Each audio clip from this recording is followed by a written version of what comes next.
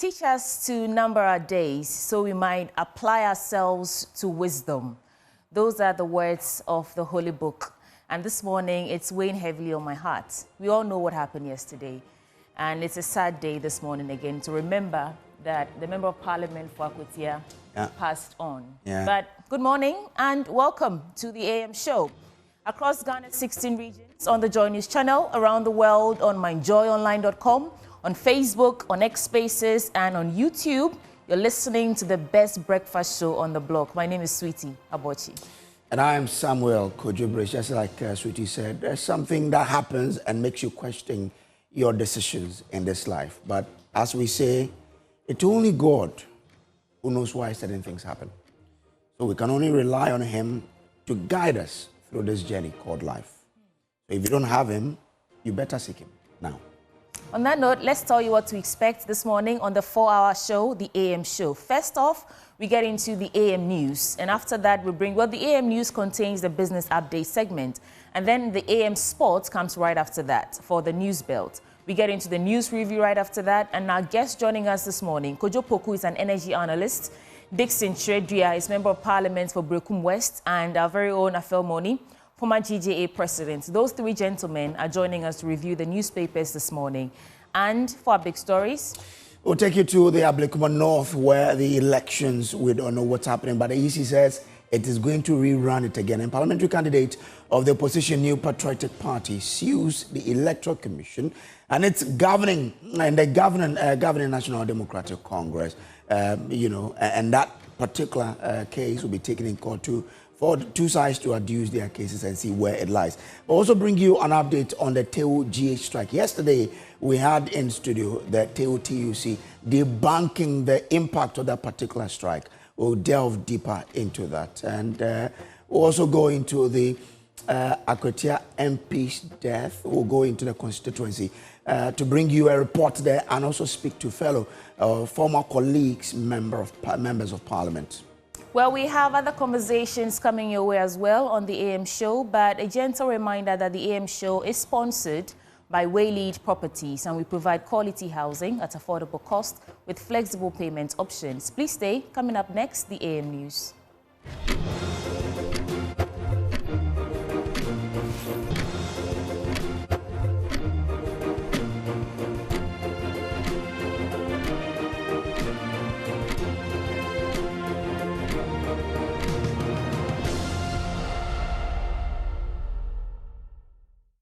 Folks, welcome to the AM News Bulletin, the very first news bulletin on the Joy News channel. Details now. Parliament was forced to suspend its activities yesterday to mourn the sudden passing of Akwetia Member of Parliament Ernest Kumi. The minority leader, Alexander Penyumakin, announced the MP's death and paid tribute to his promising political career, requesting the session's adjournment. All scheduled business, including bills and statements, was put on hold as MPs paid their respect. And our Parliamentary Affairs correspondent, Kwekwa Sante, reports. It was a usual Monday in Parliament. MPs were coming in ahead of sitting starting at 2 p.m. But with few minutes to strike 1 o'clock on the clock, the news started filtering in that MP for Akwetia, Ernest Kumi, had passed on. As MPs began to enter the chamber for the day's business, many, especially on the minority side, were visibly shaken, some drawn to tears. Akuapem North MP Sami Oku, whose seat is right in front of the deceased MPs, was teary. While MP for Afija Seche East, Mavis Nkansa Boadu, also shed tears. The deceased MP seat, now draped in red cloth. When proceedings began, the minority leader, Alexander Penyumakin, made the obvious official. This morning, we were informed that one of us has been summoned to the Parliament Abel, referring to our brother, Ernest Kumi of Akwetia. Suggested that proceedings for the day be truncated. It is the prayer of this side of the House the NPP Minority Caucus of 88, regrettably -1. To pray, with the indulgence of the Leader of the House, that today's proceedings be terminated. Majority Leader Mahama Yarega was not opposed. A young man of his age will need and to be taken away from us at this stage in his life is not only a loss to his family, it's not only a loss to Akwatia as a constituency, it's a loss to Ghana because we wouldn't know where he would have ended up in terms of the leadership of this country. Parliament then observed a minute silence and then stood adjourned to Tuesday. Before the end of this week or early next week, we expect that the family will formally inform Parliament of the death of the Member of Parliament for Akwatia. This will trigger the constitutional imperative for the Speaker and the Clerk to Parliament to inform the Electoral Commission of the vacancy that has occurred by virtue of the death of the Member of Parliament for processes to begin for a by-election to be conducted. Reporting for Joy News, Kweku Asante, Parliament House, Accra. Wondering who Ernest Kumi is, here's a report detailing his profile. Kumi, Member of Parliament for Akwatia, hailed from Akim Wenchi and was a member of the New Patriotic Party. Born on December 5, 1984, the 41-year-old lawmaker was a Christian and a first-time MP. Before entering Parliament, he built a strong academic and professional foundation. He held a BSc in Ports and Shipping Administration from the Regional Maritime University, an MBA in Corporate Governance from the University of Professional Studies, an LLB in Law from Mount Crest University College, and an MSc in Defense and International Politics from the Ghana Armed Forces Command and Staff College. Professionally, he served as Senior Manager for Securities, Admin, and FRS at the American Tower Corporation. Kumi entered Parliament in 2025, winning one of the most hotly contested and politically charged seats, Akwatia. The Akwatia constituency became a flashpoint during the 2024 elections. Ballot collation was disrupted amid chaos, forcing officials to move the process from the eastern region to Accra. We know that we have won the elections. We are confident we have won the elections. And so any attempt to rig the elections will be resisted. The NDC subsequently filed a legal challenge leading to a Koforidua High Court injunction that barred Kumi from holding himself out as MP. Despite the injunction, Kumi appeared in Parliament and took the oath on January 7, triggering contempt proceedings and a bench warrant for his arrest. So the court at this point has found him guilty. That's the meaning of the conviction. When the court says that you are convicted, it means that you are guilty of the offense. However, on June 11, 2025, the Supreme Court quashed the contempt charge and restrained the High Court judge from proceeding with sentencing. Contempt application, its hearing, and the subsequent conviction on it all has been quashed. So as we speak right now, Honorable Ernest Kumi remains the MP. On the floor of Parliament, he filed at least 3 statements and actively participated in debates. One of his statements, however, sparked fierce resistance from the majority side.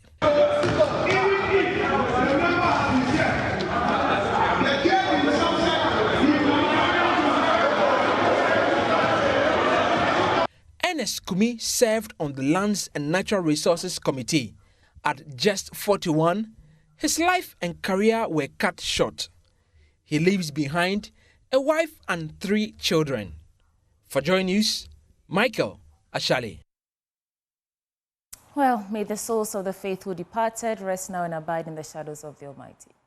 In other stories, supporters of the opposition New Patriotic Party have vowed not to leave the headquarters of the Economic and Organized Crime Office if the former Buffer stock boss, Abdul Wahab Hanan, who has been in detention for 13 days now, is not released by close of day yesterday. Abdul Wahab Hanan and his wife were arrested by Yoko on June 25th over alleged financial crimes. His wife has since been granted bail, which was set at 30 million cedis. But Hanan, according to authorities, is yet to satisfy the conditions of his 60 million Ghana cedi bail. There's more in this report. The headquarters of the Economic and Organized Crime Office, YOCO, is once again the center of attraction following the arrest and detention of the former boss of Buffer Stock, Abdul Hanan, who has been in custody for well over 10 days. Well, his wife was also arrested, but has since been granted a 30 million cedis bail, but he remains in detention. Now, members of the New Patriotic Party have besieged the premises of YOCO headquarters, demanding his immediate release. Former Greater Accra Regional Youth Organizer of the NPP, Moses Abo, says his arrest is politically motivated. This is politics. They are playing as politics. I don't know if they will allow you to go in. You can go and find out from the investigator. We have met the bail condition, even more than that. But they are showing us power. But wait to see. Have they told you why they've still kept him in custody, though you've met the bail condition as you claim? Nobody's even answering the call. The boss and his deputy. We've been calling them since 2 days ago. Well, the constituency secretary of the NPP in the Pusika constituency also say they are not living here until Hanan is granted bail. Today, the other release Alaji Hanan, or they lock all of us there. They should arrest all of us and lock there. We are not going home till Alaji Hanan is granted bail. Look, we can't be intimidated. We are ready, no matter what. We are going to fight for our right. We are all Ghanaians. Well, not long ago, the Ashanti Regional Chairman of the New Patriotic Party, Chairman Wuntumi, was also detained in this very building, which saw similar scenes of party supporters trooping here to demand his release. And a similar scene is panning out here. They say they'll continue to be here until he's finally released from the headquarters of YOCO. My name is Kenneth Jesse for Joy News. Now, academic work at the Kwame Nkrumah University of Science and Technology is facing fresh disruptions as the ongoing nationwide strike by TEU-GH begins to bite hard on campus, just as students sit for their mid-semester examinations. The strike, declared last week over the alleged refusal of GTech to recognize the union's representation on the University Governing Council, has left critical non-teaching services at a standstill. But TEU-GH insists their action is indefinite until their concerns are addressed by the government and GTech. Nana Boachi Adam has more in this report. The strike by the Tertiary Education Workers Union has been biting hard on the KNUST campus. Cleaners, porters, security personnel and other essential support staff have all laid down their tools, creating sanitation and administrative challenges across lecture halls, examination centers and offices. Students, some of whom turned up for exams this morning, say the strike is already having a noticeable impact with unkempt exams venues and the absence of porters at key entry points. But the KNUST chairman of TEU Ghana, Charles Arthur, says the group is resolute. The truth of the matter is that the strike is a lawful one. So the place that they are going to have a semester, it is we who controls it. We open it and clean it. We will just close it. And if you close it and you said you're a lecturer, you open it, then whatever will happen will happen. So we are still insisting that Minister of Education and Minister of Employment and Labour Relations should sit down and resolve this matter. Straightforward, because Minister of Information, Minister of Jobs and Labour Relations, Labour Department comes to you, is your agency. Minister of Education, GTech is your agency. So what is it that you cannot say to the extent that people will have to go on strike? We don't understand. The university's dumping site remains packed with waste. Charles Arthur says until their demands are met, the strike will continue. Strike, we are saying we gave 2 demands. One, he should withdraw the letter that he has sent to the various public universities to allow a minority group, TUC, to go onto the council.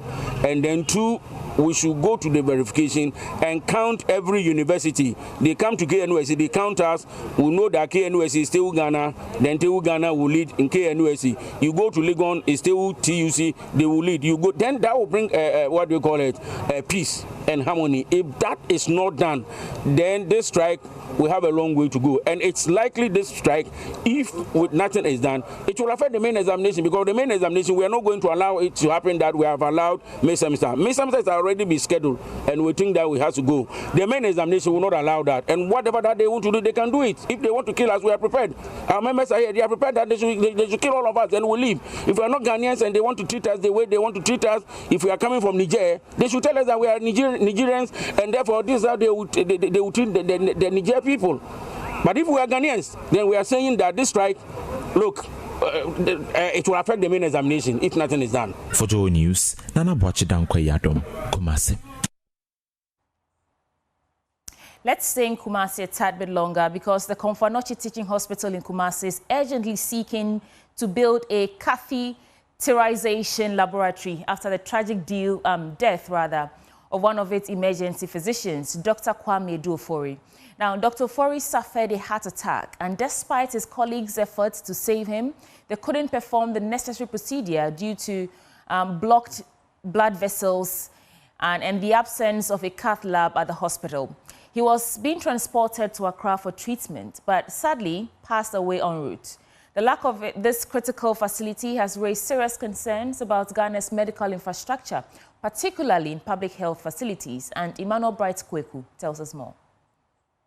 It was a gloomy weekend at Ghana's second largest teaching hospital, the Komfanochi Teaching Hospital, after health professionals watched helplessly to seek urgent medical attention for a colleague who suffered a myocardial infarction, otherwise known as heart attack. A specialized area to perform a minimally invasive procedure to diagnose and treat an obstructed blood vessel to his heart was missing at Ashanti Region's foremost hospital.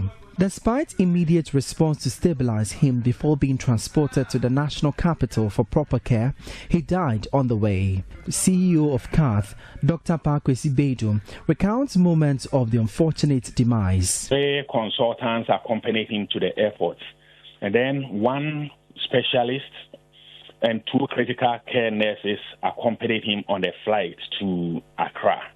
We were in constant touch from takeoff to touchdown. So when they got to Accra, we were told, they've arrived safely and he was okay. So they transferred him. Arrangements again were made to send him to UGMC, University of Ghana Medical Center. They also have the cardiac cath lab. We got the unfortunate news later. So it's devastating. Dr. Kwame Ofori, before his passing, was an emergency physician at the hospital who contributed actively to providing emergency medical care to critically ill patients, but sadly couldn't save himself. Despite calls for successive governments to construct a cath lab for the facility, it has fallen on deaf ears. We have 2, the monoplanar, biplanar. These are technical terms. The best one is the biplanar, is able to do everything, and it costs between $1.2 to $1.5 million.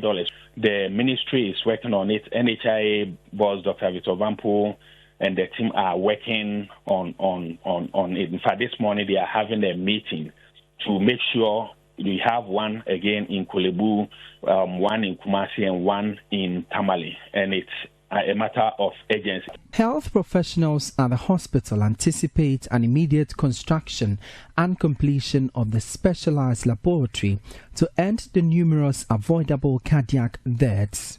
For Joy News, my name is Emmanuel Bright Kweku.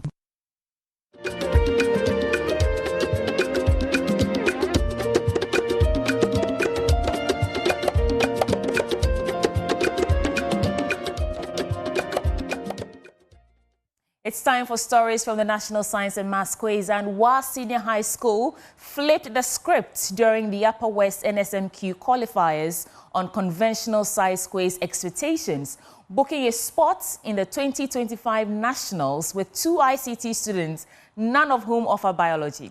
In a regional showdown that saw them dominate with 47 points, Wahab Senior High School proved that self-study and smart preparation can outshine the usual science trio of physics, chemistry and biology. Collins Frimpong has more.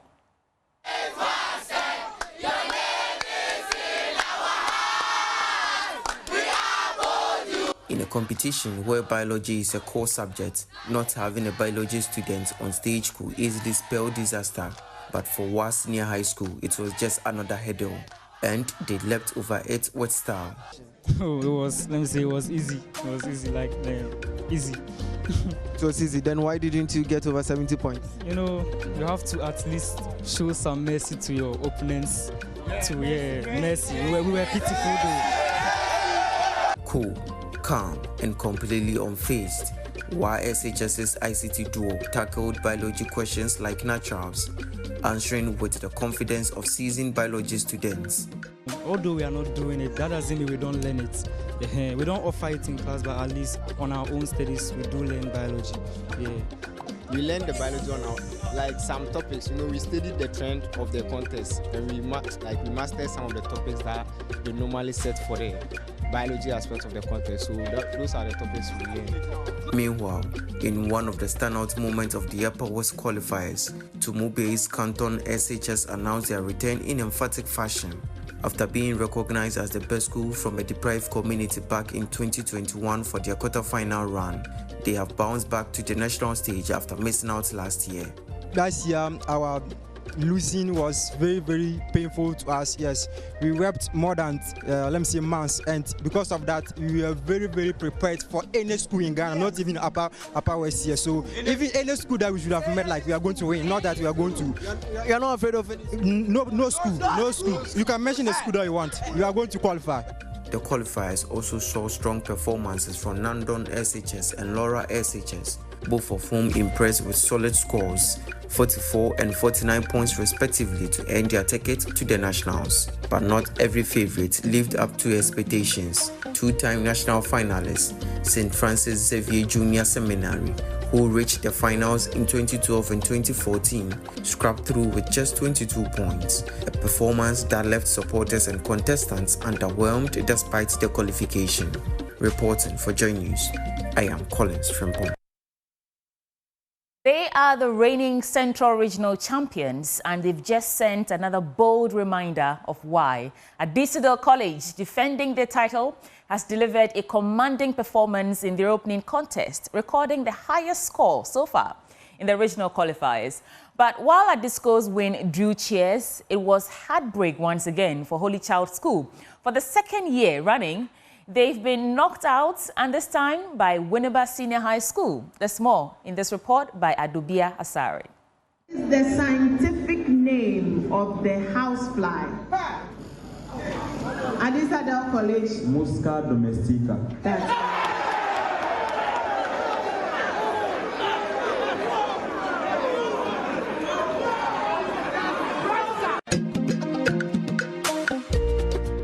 The 2025 National Science and Math Quiz Central Regional Qualifiers continues unabated.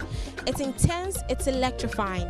Day 2 saw 14 schools battling for their only available 3 slots for the day. Edinaman Senior High School secured the first slot by dominating in all 4 rounds and ending with 41 points. It's so great to be in here. It's been exciting, and we are proud of our school. So when you were not leading the first round, did you shake a bit? At first, we're just a bit sitting for a while, because at first we were thinking we were losing the competition, but our team says Perikokan, so we strive to go forward. Thank you. The second slot of the day was secured by Winneba Senior High School, beating Holy Child, making it a second consecutive time of not making an appearance in the national championship. I'm very excited. I'm very elated. My boys, they didn't learn. They were playing. This contest is that down ball. It's a down ball contest for us. You get it? We are going to beat the national. You get it? I want to beat the national. You know Goro. Tell me, who is Goro? You know Goro. You know Nanaya. You know Carlos. These 3. See. God the Father, the Son, and the... Listen. Reigning regional champions at Disadel College stamped the authority by winning massively with 85 points, the highest points not only of the day, but of the entire competition so far. Enough for happening. Yes. Why? Too soft. We don't It wasn't a contest at all. It wasn't a contest at all. See, as the battle of David and Goliath, they thought that David cannot do anything, could not do anything. But because of the hand of God, they will see the finger of the Lord. This year, they will see the finger of the Lord.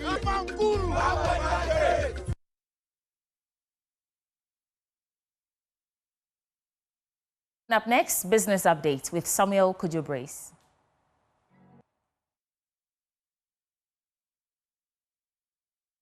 Well, let's do the business update now. And Director of the Institute of Statistical, Social and Economic Research, Professor Peter Korte, is positive the approval and disbursement of some $370 million to Ghana under the fourth review by the International Monetary Fund will help stabilize the Ghanaian cedi. According to him, despite the positive strides made in the recovery of the economy, the disbursement will also boost investor confidence. Yeah, so it's a demand and supply thing. I mean, once we get an inflow from the IMF, that is the $370 or $70 million, that is going to boost our supply of forex, of dollars.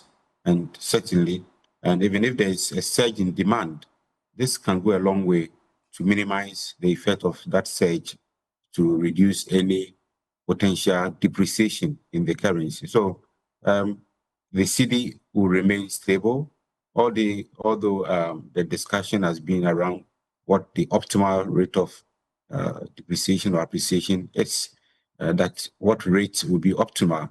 Should it be 10, should it be 12 or 15? But I think anything above 10 and relatively stable around 10 would go a long way to help businesses plan, to help investors also plan. So it is certainly going to boost confidence in the economy, going to help stabilize the exchange rate. Professor Peter Korte is the Director for the Institute of Statistical, Social and Economic Research. Now, Managing Director of KEK Insurance Brokers, Shaibu Ali, who is also the President of the Insurance Brokers Association of Ghana, has stated that the association will continue to engage government and Ghana Revenue Authority on a 15% value-added tax on non-life insurance products for a review of the law. Mr. Ali explained that the exclusion of micro-insurance product would have been ideal, since such products are targeted at undeserved communities and deepen insurance coverage. Speaking to Joy Business at the 35th anniversary Thanksgiving of brokerage firm KEK Insurance Brokers, Mr. Ali expressed worry the tax would affect patronage of insurance products. Industry, it's that of mixed feelings, because look, I have said it before that it would definitely affect the uptake of insurance, because insurance has an inelastic demand. And if the price goes up too much, the person can say he will not take it. And insofar as not all insurance policies are compulsory, you cannot force a person to take it. So that part is there. But the other side too is that government needs money. And we have to support government to raise the money. So we'll give our best shot to it and see how it goes. I would have, my expectation was that some policies would have been exempted, like small micro insurance and all the inclusive insurance bit. But I mean, this is just the first step. Maybe going forward, government might see it's necessary to take out these insurance, because somebody is buying insurance and paying 10 cedis, 15 cedis. The person cannot afford. That's why the person is buying insurance for 10 cedis. So why charge 22% on that? But I mean, that's what we find ourselves into. And if this will take the country out of it, let's see how it goes. But we'll continue to push our advocacy across. Some of the policies, they might have to take them out of it. Yeah. Again, because you say you'd have to do some advocacy on this. Also, you're the president of IBAC. Are you looking at probably petitioning the Revenue Authority, to look at this, the Ministry of Finance, government as a whole to look at this? So we have already done that. We have had engagements with the GRE and all that on it, and we have had several engagements. But the fact remains that government needs money. And so when it comes to that, there is very little that you can do. So for me, I think that we should take this year as a test year, see how it goes this year. Then going forward, maybe next year when the budget is ready, might come back and say we have taken these policies out and all that, so that we see how it goes. And that's it for the business update on the AM News. Up next is sports. Do stay.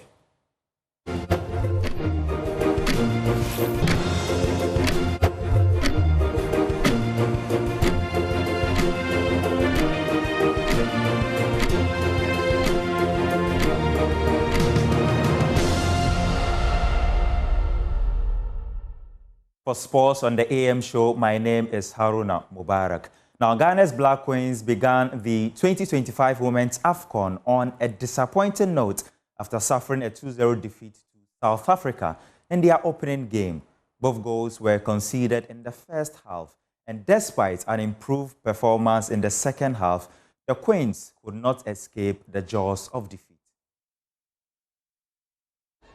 Is trying to address to their title, but that is now underway.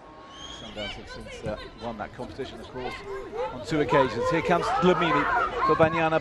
Trying to play it into the far post. There's a lovely ball in, and it's still alive on this. Kusi, we've yet to see too much of her. The top scorer in qualifying. Well, it's on top. Our players give them the lead. Cool as you like in the heat of Ujda.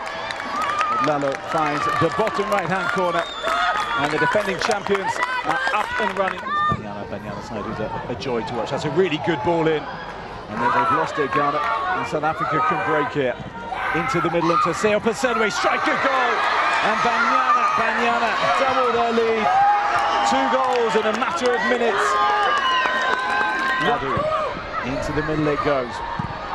Cut out and cleared away by Mbane.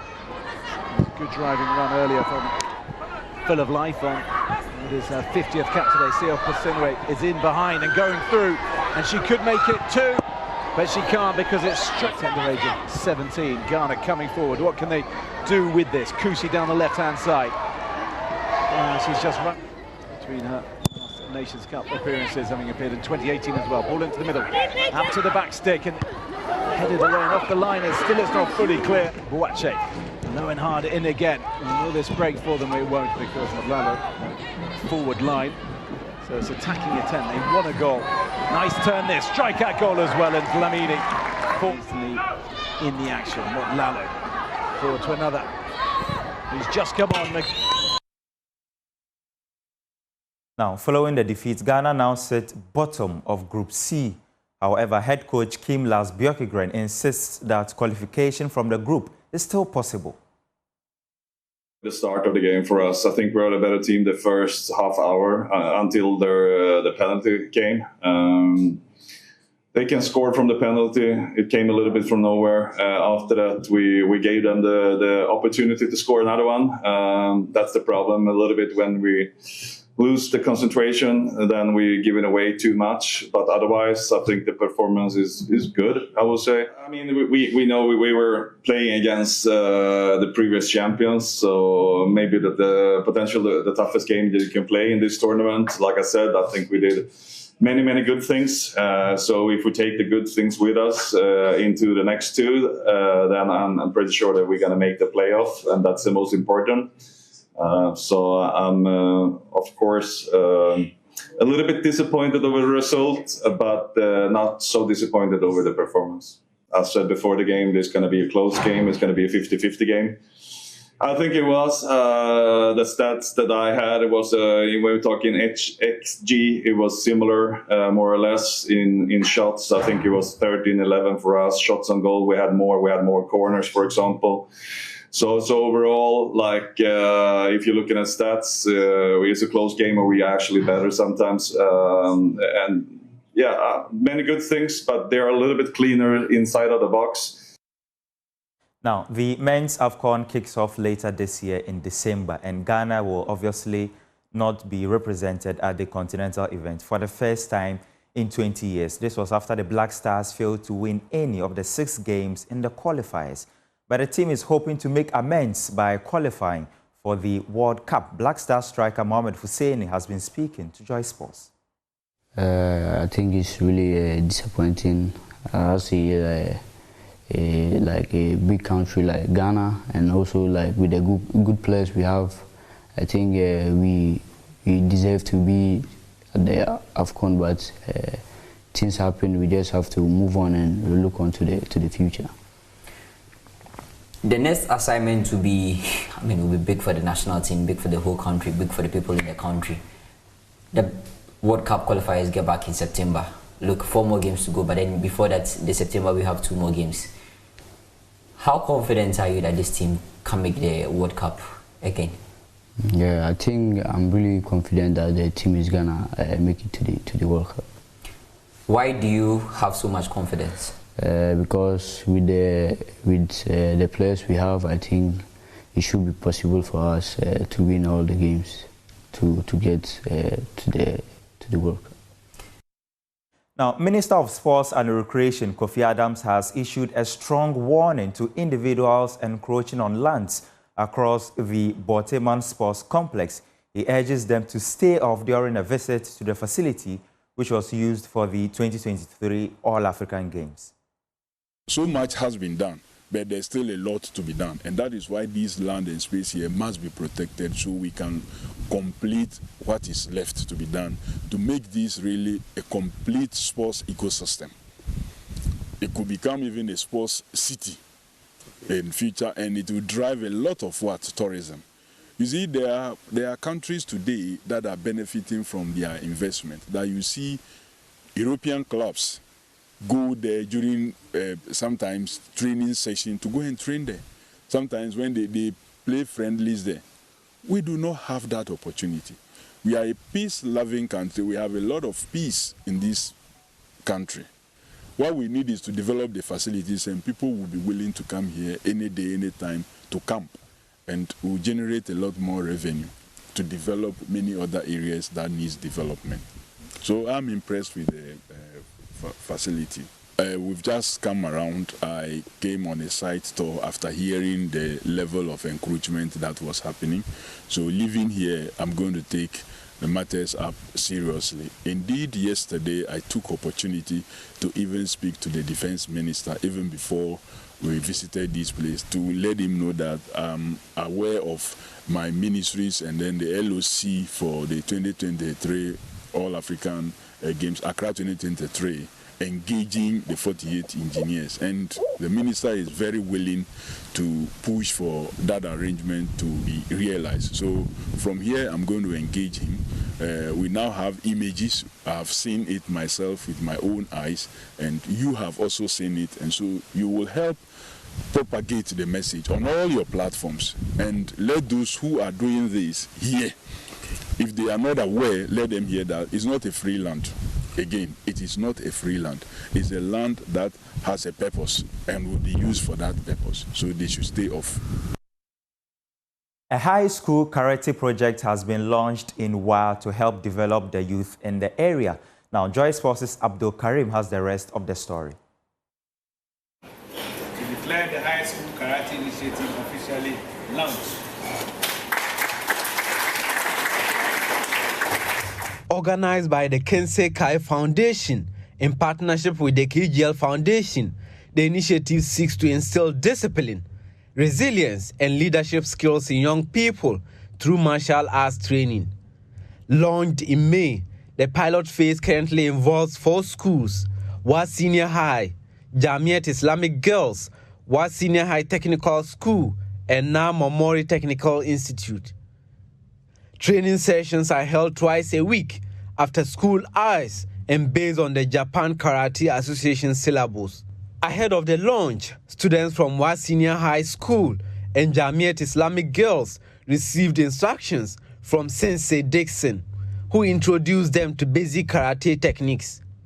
The launch event drew a number of dignitaries, including Upper West Regional Minister Charles Luanga, the Regional Director of Education, and officials from the National Sports Authority and Ghana Police Service. Speaking at the ceremony, Minister Luanga commended the program's core values and its potential to positively shape young people.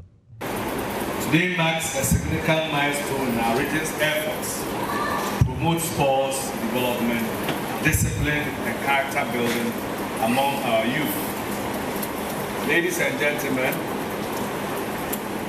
the High School Karate Initiative is a timely and commendable program that aims to introduce discipline and the benefits of karate to our senior high students.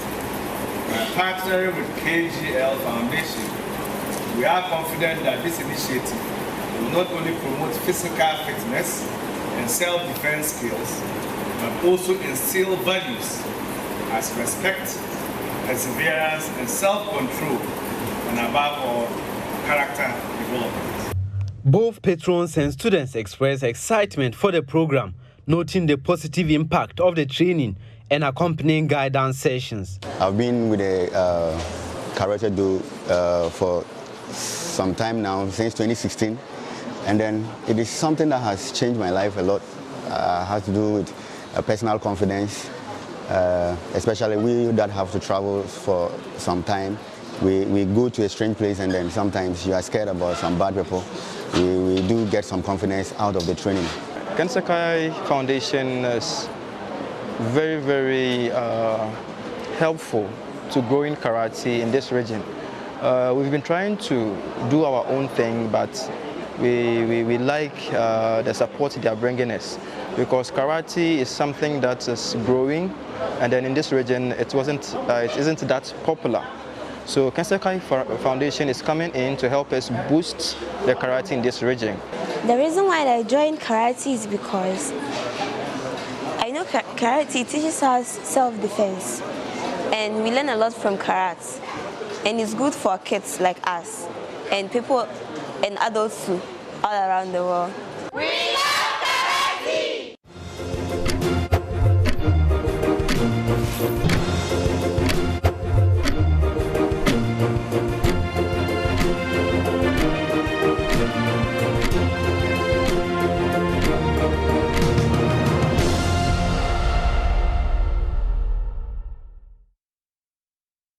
It's a few minutes into the second hour of the AM show. The show is sponsored by Waylead Properties. And are you thinking of a rewarding investment you can engage in? Then Waylead Company Limited is your preferred choice for such investment. Waylead Company Limited is a real estate company with several developments to its credit in Accra. And you want to invest in a new development, Willow Lane, where elegance will meet tranquility right here in Accra. We provide quality housing at affordable costs and with a flexible payment option. At Waylead Properties, we also give you 24-hour security, reliable power supply, and other social amenities to make your stay a memorable one. Give us a call on these numbers now. 0240-111-119 or 0504-499-999. You can also visit our website at www.waylead.org for more information. It's time now for us to review the newspapers. And my guest joining us in studio this morning, Kojo Poku is an energy analyst, and it's been a minute we saw him here. You are a guest on the show. I took a new job. I took Ben's job this morning. No, you didn't. I'm not? No, you didn't. No, then I was misinformed. That's why I came. Kojo Poku, everybody. We also have Afel Money. He's former GJA president. Mr. Money, welcome aboard. Thank you, sweetie. It's always a pleasure to have you on the show. It's an honor. Great. You better add the Mrs. Sweetie Abuchi. If you call her sweetie, people will come after you saying that you are calling the woman sweetie. That was a year ago, Kojo Poku. But it's still ongoing. Let it go. Everybody knows now that my name is Sweetie. Oh, that's fine. Yeah. I called her sweetie, and a feminist action woman took me on Facebook saying that, why am I calling a woman sweetie? You know, it wasn't just because you called me Sweetie. So what was it? You were doing my dear. It sounded like you were so you prefer the sweetie, but not the my dear. Sweetie is my name. But the my dear is not your name. In an argument, sounds like you're trying to water down my point and tell me that, pretty girl, don't worry. But gentlemen, let's get into the newspapers. No, before we do that, we usually give our guests a couple of minutes to reflect on any topical issue that has caught their attention. And Kojo, since it's been a while I saw you, what's on your mind? I think this morning, I think we just have to send condolences to the family of the Akwatia MP, the family of Akwatia MP, who passed away yesterday. I think, yes, Ernest Kumi, Honorable Kumi. I think it's very sad because yesterday we met some friends and his colleagues were saying about how some of them were with him on Sunday, right? And some saw him on Friday, some were with him the week before in Takrady, and it's so sad. It tells us that we need to take, basically, I don't know how you take good care of your health when even footballers are dropping dead on the pitch. So some of these things is you don't know what the cause of it, because is it that you take too much care of yourself? Is it that we don't exercise enough? But it's sad that we are having to deal with a death of an MP. And I think the pressure on our members of parliament, I think we don't appreciate it much enough. And I think whatever the cause is, may his soul rest in perfect peace. Thank you for that. Mr. Moni. I think I've joined Honorable Kudu by taking a mental trip from Parliament to Akwetia, which has been eclipsed by dark clouds of wailing, disappointments, and what have you? Because no one expected the Honorable to close his innings at 40, to abandon the Parliament after only 7 months. They said so much controversy. So much controversy. It said that death is certain, but when, where, and how are uncertain. Doors of death are always open, but no one expected Honorable Kumi to enter that door of no return. It's so sad, and it also tells us that, it reminds us that life is fleeting. So there's a need for us to always have this in mind. Keep it in our memory that life is short, and that can snatch it from us at any time, and irrespective of the circumstances.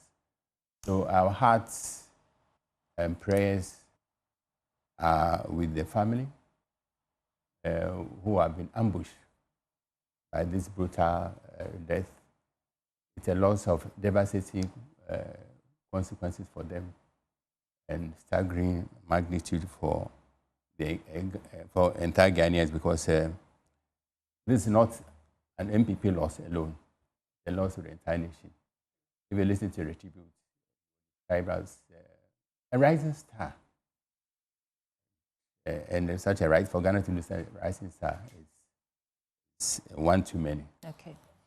Thank you so much for that. I mean, for me, all this tells me is that we should just ask God to help us, because it's not about how well you try and stay fit and all that. Mm-hmm. You don't know. Nobody's getting out alive anyway, but we pray to have more days, Definitely. Anyway, so let's get into the newspapers, and let's see the stories in there that we want to reflect on. I'll start with the Daily Graphic. On the front page, Cocoa Board adopts performance management tool to transform regulatory function. Government pays $349.52 million second Eurobond. And police grab suspected killer of Queen Mother. On the first indigenous large-scale mine ownership, ENP secures $100 million loan for major mining deal. So these are stories on the front page. Let's get into it. And I think I want to start with this ENP large-scale mine ownership. So Engineers and Planners, a wholly owned Ghanaian company, has secured a $100 million facility from the ECOWAS Bank for Investment and Development towards the agreed acquisition of the Black Volta gold project in the Upper West region. Okay, so the bank is expected to make an additional $30 million available in December this year to finance the operations of the project upon the imminent acquisition. I'll come back to this story. Let me add two more so we have enough stories to go around. In Kenya, police fire tear gas water cannons at anti-government protesters. Looks like a year on, we are still seeing violence in Kenya. That was following that finance bill that was introduced about a year ago. UPSA, Agrada, and Public Opinion. I hear that she's not in prison yet. Someone was saying on social media that they went to check and she hasn't arrived there yet. So wherever Agrada is, where? In Sawam prison. Yeah, but she doesn't go to Sawam straight away. Yeah, where does she go? I think it's the one at Jamestown. So there's a processing processing stage, and then some of the holding cells. So it takes some time? It takes some time for you to get to. It might not even end up in Nsawam, might probably go somewhere else. So it's not necessarily that it's going to Nsawam immediately. Right. So there are places where they are holding cells for them to be processed before they get to where they are going to be. And they can move around a lot. Some people might end up, it doesn't have to be in Nsawam. Okay. I don't know so much about that. I just know that news circulating is she hasn't arrived in the prison cell, wherever she's supposed to go yet. So U.S. Embassy affirms continuous partnership with Ghana, and financial inducements, pressure, threats, tools for democracy capture. I want one major story, and then we can begin our conversations. Minority leader, there we have the story of the passing of Ernest Kumi. And put aside politics, supports 24-hour economy, Ikuapem North Member of Parliament to citizenry. And on the back page of the Daily Graphic, expert cautions against indiscriminate use of steroids. I think we can do the story. So, at the Komfanochi Teaching Hospital, Dr. Elliot Granting Tano has cautioned the public against the indiscriminate use of steroids, particularly those found in skin bleaching products, as they significantly increase the risk of diabetes. Speaking in an interview with Daily Graphic, he explained that steroids, whether taken orally, applied topically, or injected, interfere with the body's ability to regulate blood sugar. I really don't understand people who try to bleach their skin. But gentlemen, these are some stories for us to begin with. First, engineers and planners have secured a $100 million loan for major mining deal. That is that Upper West region Black Volta gold project. I like that it's a fully Ghanaian-owned company, and they're the ones leading the charge for this. Usually, we see a lot of international foreign investors who come and lead the charge in terms of mineral exploration, and we get patents, nothing at all. And we've been doing this. Talk about oil. We still import more than we export. And so I'm glad that at least some Ghanaians are finding the resources and means to keep the money here in Ghana. Let me start with you, Kojopoku. What do you make of this story? Well, yes, it's good news for Ghanaian business. But then on this conversation, the question is, which Ghanaian? Engineer and planners has been in the news before. We remember in the before President John Mahama left, there was this manganese concession that was given to them, and government changed and it was taken away. Look, as a businessman and Ibrahim being another Ghanaian business, I wish him well. The problem we have is that at the base of this, we need to depoliticize all these things.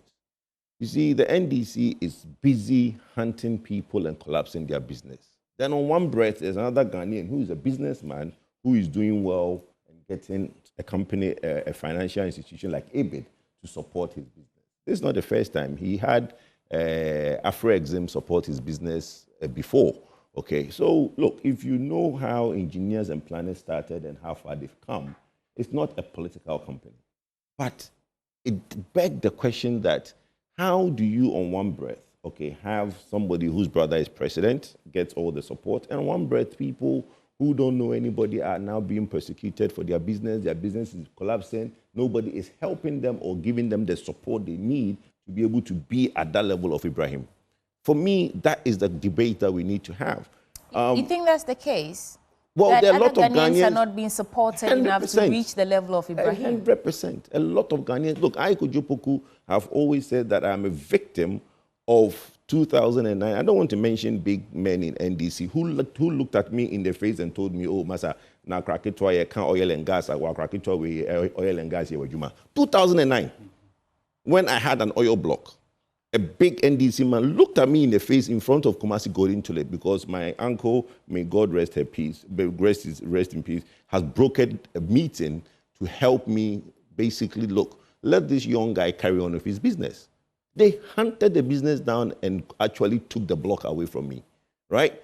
I did not get any support from that era, from any of the big men, no matter who we talked to. It got to a point, they actually brought some foreigners that I should transfer my share of that business to the foreigner, yes. So what I'm saying is that that's Kojopoku's story, but there are a lot of Ghanaians who are not getting that level of support. But look, you listen to Ibrahim, he'll tell you the level of support he's gotten from Kufuor, the level of support he's gotten from all administrations, even our great king in Kumasi who helps, and he's more like a father to him. Let me play the devil's advocate here. Go ahead. Could it be the case that you are a politically exposed person? Then I wasn't. And Ibrahim, then you weren't? No. And Ibrahim is able to gain He's not a or politically leverage- exposed person. Hold on a second. Have you seen him actively participate? No, but hold on. His brother is who? His brother is the president. He doesn't have to activate. My brother is not president. Ibrahim, by blood, is politically exposed. If he tried to enter any business with any American company, they will turn it down. There's a difference between actively exposing No, you yourself see, in politically politics. exposed person, look, unfortunately for him, he didn't bring that to himself. By the law of politically exposed person, right? His brother being the president, he's a politically exposed person. He comes under that category. You were saying at the time that you didn't At the get time support, that I you did, had I not- was not nothing. I was. You had not nobody. declared any allegiance to I was the not a opposition political. party at I that was time. not. I was a businessman doing my business. The only problem they had was that a young man like Kojopoku cannot have the businesses he had. It must be for President Kufuor. And at that time, President Kufuor had nothing to do with my business. You understand? So what I'm saying to you, what I'm saying is that people who are not even anywhere near business are not getting the support they need. And that's one thing that we need to depoliticize the environment of business and give people support to reach heights. Because we cannot be collapsing people's business on one breath. And in the other breath, people whose brothers are president are getting such support, and people who say that, it's because his brother is president. Maybe there's a truth in that. But the point is, we want, as a business community, we want more businesses to get to this height where Ibrahim is got into. And that only way it can happen is if the government, or be it MPP or NDC or whatever political party, make the conscious effort to help businesses. So, Bondi, do you think that ENP got this $100 million facility just because Ibrahim Mahama, like he's saying, is at that level? Or is it because ECOWAS Bank for Investment had certain prerequisites or criteria that you have to fill out and meet before you get as much money as you're getting? Is it about strategies, or is it about someone being a politically exposed person or reaching a certain level of success, for which reason they say success begets more success, you know? So what do you think is happening here? First of all, let me begin by clarifying the point that Ibrahim Mahama, by all kinds of definitions, every angle is politically exposed. As Kojo said, by the mere fact that he's he has a blood relationship with the president, puts him in that category of people who have been politically exposed. Okay. And the mention of Ibrahim Mahama also muscle memory.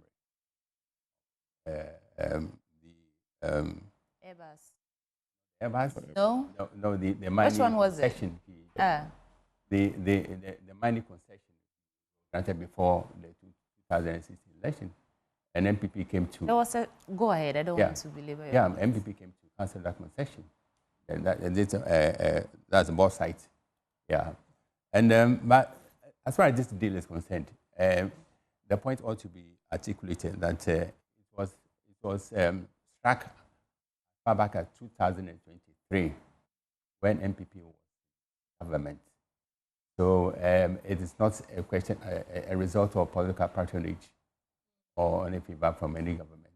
And yesterday, Sir Samjona came to hammer this point that Ibrahim Mahama won this on merit and not by the fact that he has some relationship with His Excellency the President. And but that's what Kojo is saying, that that's an argument they can make, but the optics look different. They tell a different story. No, you can defend it and say he won on merits, but the time this deal was struck, vindicates the rectitude as a deal which is not colored by any political patronage.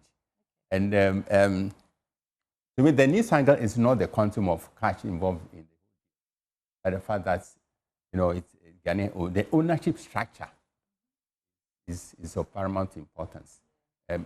Ownership is a significant determinant of so many things. Ownership gives control. Ownership, insulates you from undue pressure from forces. So we need to commend him for that bold step And they should serve as a fillip to other Ghanaian businessmen to also go in hard, own businesses, who serve as job spinning avenues. So joblessness is an issue in this country. There are those who are afflicted by the stubbornness of joblessness, stubbornness of hopelessness, just because they are jobless. So Ibrahim Mama is in the right position, right place at the right time, to not only to make money, but also spin jobs for our teeming youth who have lost hope in life. Okay. They are not guaranteed their source of livelihood. So Ibrahim, but we need to monitor the space to ensure how the performs. Because it's one thing standing in agreement and then performing, justifying why the agreement was signed. The benefit is to Ghanaians and the economy as a whole. So the media tapping its focus in other areas to ensure that, and also getting government to encourage more Ghanaians to actually, capture the commanding height of our economy. We are politically free, but economically we are still in the woods, in the dark. And it doesn't take mere rhetoric or empty platitudes for you to capture the commanding height of your economy. Government should make a deliberate move, professional treatment to local businessmen and women, empower them, give them all that they need. Because when they succeed, it will ripple not only to the economy, but to the generation of Ghanaians. That reminds me, because I have not heard you say anything. If you have, I haven't seen or watched you say anything about the launch of the 24-hour economy plus yet. 24-hour plus. Yeah, that's what they're calling it. So 24-hour plus. So, I mean, Mr. Moni, when you mention about the government should maybe give local industries or companies the resources to be able to thrive and reach that level of success, reminds me of some of the, the posturing of the members of this administration. They say this is a start, 24-hour economy. They're talking about industrialization, agribusiness, and all that. What do you make of that? Is it new? You see, I believe that we should stop the sloganism and... At this point, is it still a slogan? Yes, since it's been launched and all? But everything is launched. They piloted in some areas. Everything is launched. Okay. Look, the point is this. Let's differentiate the reality from the politics. The politics and the propaganda was that we're going to have a 24-hour economy. When the NDC brought up that 24-hour economy, it was a slogan. They didn't have any idea what that was. It was a slogan. Because when we keep asking them for what the 24-hour economy is, we had all sort of bizarre explanation for 24-hour economy. Today, when they launched that document, there is a sentence that I love. And I actually quoted it in a write-up that I did. And let me find that write-up and I'll share it with you. The write-up goes on to say that while the 24-hour economy, right, might brought up the thought of people working shift system. It goes beyond that. I remember that. Yeah. It goes beyond that. So when the 24-hour economy was brought up, the whole idea was that it was going to be a job creation because there's going to be multiple shifts. People are going to work at night. Even I don't know if it's true that Honorable Esedun Ketia said this, but I heard there is an alleged reportage that he said that welders who work at night will get cheaper electricity, right? And today, if you read the document that they've put out as the policy document and what they said before the election, completely different narratives. Now, we've realized that when the meat was added to the bone, it's not really a 24-hour economy as we all said it was impossible, because you cannot mandate and policy people working at night. It's a demand and supply economy thing. What they've done is brought up a comprehensive document to say that, look, we want to now increase productivity. We want to increase export. We want to industrialize. We want to do all these things. But did we have to now come from a 24-hour economy slogan to that? No, because if you look in part, we've had Agenda 2020. You remember, back in those days, everything was Agenda 2020. Was it called Agenda 2020? Something 2020. Yeah. There was an IMF program 2020. Then Nanado came and said Ghana beyond 8. Then we've now have 24-hour plus economy. The most important thing is that if you now put a document on the table and now you tell me that you need $4 billion to implement it, for me straight away is defeated. Why? We went to IMF for $3 billion, and that disbursement was done over 3 years. This is a government that comes out of IMF in May next year, right? Already it's got a big push, which it says is $10 billion, right? And now you bring a 24-hour plus economy, which is $4 billion. Add that is $14 billion. President Mahama only has 4 years. So after next year, May, he only have 2.5 years. How is he going to basically do that project? Well, they said a time span to expend this $4 billion is 18 months. No, but the point is that how do you just oppose that with the big push? So the $4 billion, how are they going to get $4 billion in 18 months? And people keep saying that it's private sector led. Trust me, no private sector is in a hurry to come into Ghana and spend $1 billion. If you know of any project that anybody has come into Ghana, spend $1 billion without government guarantee or government in the PPP where government guarantee a major part of that investment, I can wait, you can tell me. But that's what they're doing, Yes, no? but that's the point. The government cannot do that. You see, that's the thing. When we come out of $1 billion from China to that is G2G. That's different from PPP. Government to government investment is different from PPP. PPP is private companies coming in and spending money on infrastructure-led projects. That no private company is in a hurry to come to Ghana and spend $1 billion in the next 2-3 years. Because you see, your capacity to lend, your capacity to borrow is limited by the head borrowing of your sovereign. So today, the sovereign is what? Is B- with a positive outlook. So now, if you go into the market to now and look for business, all the companies in this country, the multinationals, they are now using their mother companies or their parent companies to get financing because the companies in Ghana cannot borrow cheaper than the sovereign rating.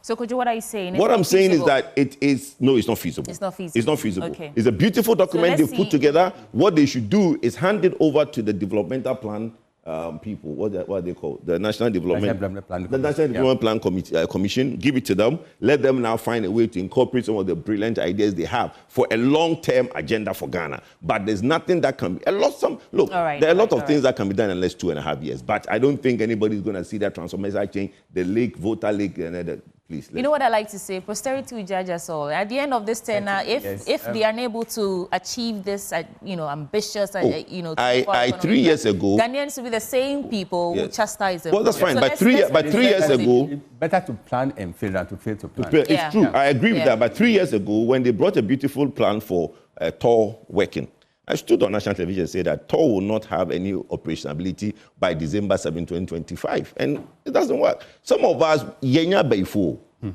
we are not, but we know because the practicality is not there. It's important to spare the goals with practicality. Yes, with the logic of reality. Yes. But at the same time, we should also look at the optimistic side of the whole plan. So it's a process, not a destination. Okay. And this underlines the need again for the media to sharpen their focus on every aspect of 24 plus. Okay. Kojo, so you are saying that they should give this 24-hour economy plus policy to the National Development Planning Commission to incorporate it in our long-term agenda. That's how we can achieve. And that is how, because it's not a short term. All right. 2 years is short term. This is a medium to long-term plan. Okay. A medium to long-term outlives President Mahama. All right. So Army assumes security duties at Jubilee House. This is the story in the Daily Graphic, but I want to link it to the story of the EC bosses, military personnel, they've been withdrawn. Yeah. And we listened to some members of this administration who said they're replacing them with police. As of yesterday, we couldn't Joy News can confirm that there's no one at the residence of Jean Mensah, and it's a weird situation. You say you've withdrawn military so that you can give them police because at this point we're not in a war-torn whatever, and you don't need military I don't remember that personnel. Was a replacement by the police. It was a blanket decision. No, yes. We listened to Muntaka, the Minister for the Interior, yesterday. I anchored that bulletin, so I remember. We listened to him and he said that they withdrew the military personnel because they wanted to replace them with police. And that's, the current atmosphere calls for that. There's no need for military personnel to be stationed at a residence. But we didn't find anyone. We went there live on grounds. We didn't find anyone. Yeah. And it's been that way for nearly 10 days now. Let's reflect on this for a moment. I don't want to, identify the hand of politics in all that. So that what you have on your screen right now are the visuals from when we visited the residence of Jean Mensah. There's no police. There's no police, there's no military, nothing. The place looks abandoned. It used to be. It used to be very, So now what's happened, you know? And the explanation doesn't seem to hold water, because if you are replacing security detail with police officers, we should see at least one police person, policeman standing somewhere. But we don't see any of that. Mr. Moni, you were going to say something. For charge. Comprehensive journalism detect that after one story is done, we go ahead and do more, fetch up more angles. And one angle is to go to the police and ask them when, or Ms. IGP, when are you deploying your people to the residence of Jean Mensah, and also go back to Mutakha. Yeah. So this is something we need to do, because the public have the right to be informed. They should be informed, and don't expect the other Ghanaian to go to the residence of Jean Mensah to verify whether the police have replaced the military. So it's up to us. The ball is in our court as a media community to go to Mutakha again, go to the police, IGP, and find out what's happening. From there, we can also inform the public audience. I mean, it's not a good look because of the political coloration around remove the EC and the deputies and all that, and then you remove security, military. I don't know. Well, I have always had a problem with military around positions. I've always had a problem. Look, I keep saying that, touch wood, there isn't a coup. But today, if there's a coup, the military doesn't have to move anywhere. All they do is just have to make a phone call, and all our 4-tier or 3-tier of government will be shut in their house because they are all protected by the military. It's wrong. There should be 3 cordons of security. The first cordon, when there is a need for it, which we have a regiment, which because of our history, there's a regiment of military which only is controlled by the president, which is what before I heard it was disbanded. But I still see them around the president, so I don't think it's disbanded, because that is the 24, the commando unit. Okay. All right? The commando unit was the unit that was not stationed in the barracks. They were controlled by the president. They were in charge of presidential detail. So there is a regiment of the military that is in charge of presidential detail. And the thing I keep hearing, I might be wrong, and somebody can correct me, is that when you see some military details protecting any of the executives, they are out of that regiment that protects. Because naturally, we shouldn't have military protect any civilian. That's the law. We should not have military protecting civilian. If we want to have a certain level of, then the police can set up a new unit that is trained in certain discipline to take care of the protection of our VVIPs. But what do we see? Go to the special prosecutor. The special prosecutor is like a military commander. The amount of military that he moves with, right? Go and see what you call it, the chief justice. He moves. He has military detail. Why do we have military details for all our civilian positions? It's wrong. It's the leadership of the arms of government. But it's wrong. It's wrong. Is the level of security not dictated by the magnitude of threats? No, but what threat? Well, that's why Mutakha is making a point. He's saying that he's trying to correct something. We shouldn't, and I agree with him. The EC boss should not have military detail. Oh, so why has it been so all these years, and what's different now? Honestly, I don't know. But if somebody is trying to do the right, if somebody is trying to do the right thing, strategic. Well, that's fine. But if somebody is trying to do the right thing, let the person try to do the right thing. But you are saying that the Jean Mensah's issue, there is military removed, but there's no police at all. As they said. As they said, right. But I am saying that I have always felt that there should not be military detail. Look, I have seen somebody who is connected to the presidency, right? And the person has a police driver and a military in the front seat. Why? Well, I think it should differ from person to person. No, but there shouldn't. We have an example. I don't see what example. A journalist wasn't provided a journalist because of the threat which. But the threat is police, not military. What would the military do? Okay, so today, let's give you an example. Let me give you another instance that happened, but everybody turned a blind eye on. That female journalist who died, what's her name? Ebony. Yeah. Ebony died. Ebony, a journalist, musician? No, sorry, I'm a musician. Okay. I'm giving an example, musician. Okay, yeah. She died in the company of what? Oh, yes. There was a military person with Ebony when Ebony died. Why? I have seen people, I've gone to people's house for party, right? Party.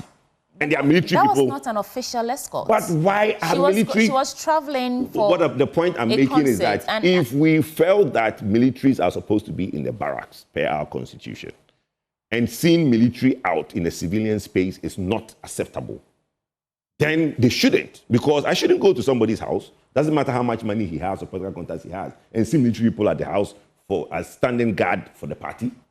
A party in somebody's house, there's military there.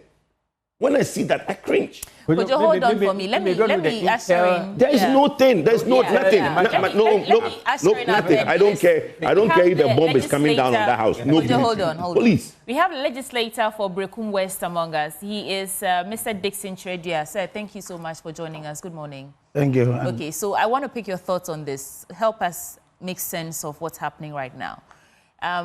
The Minister for the Interior mentioned that they'd withdrawn the military personnel who were security detail for Jean Mensah at a residence, and I believe they were following her as and when the need arises. And they were replacing them with policemen. As of yesterday, when we went to check, live on the ground, we didn't spot one single police officer. And it's been that way for nearly 10 days or more than that. Do you have any explanation? How does this message even come to you? Sweetie, let me say a very good morning to our cherished viewers this morning. And let me use this opportunity once again to wish the wife and the family of our colleague who passed on yesterday.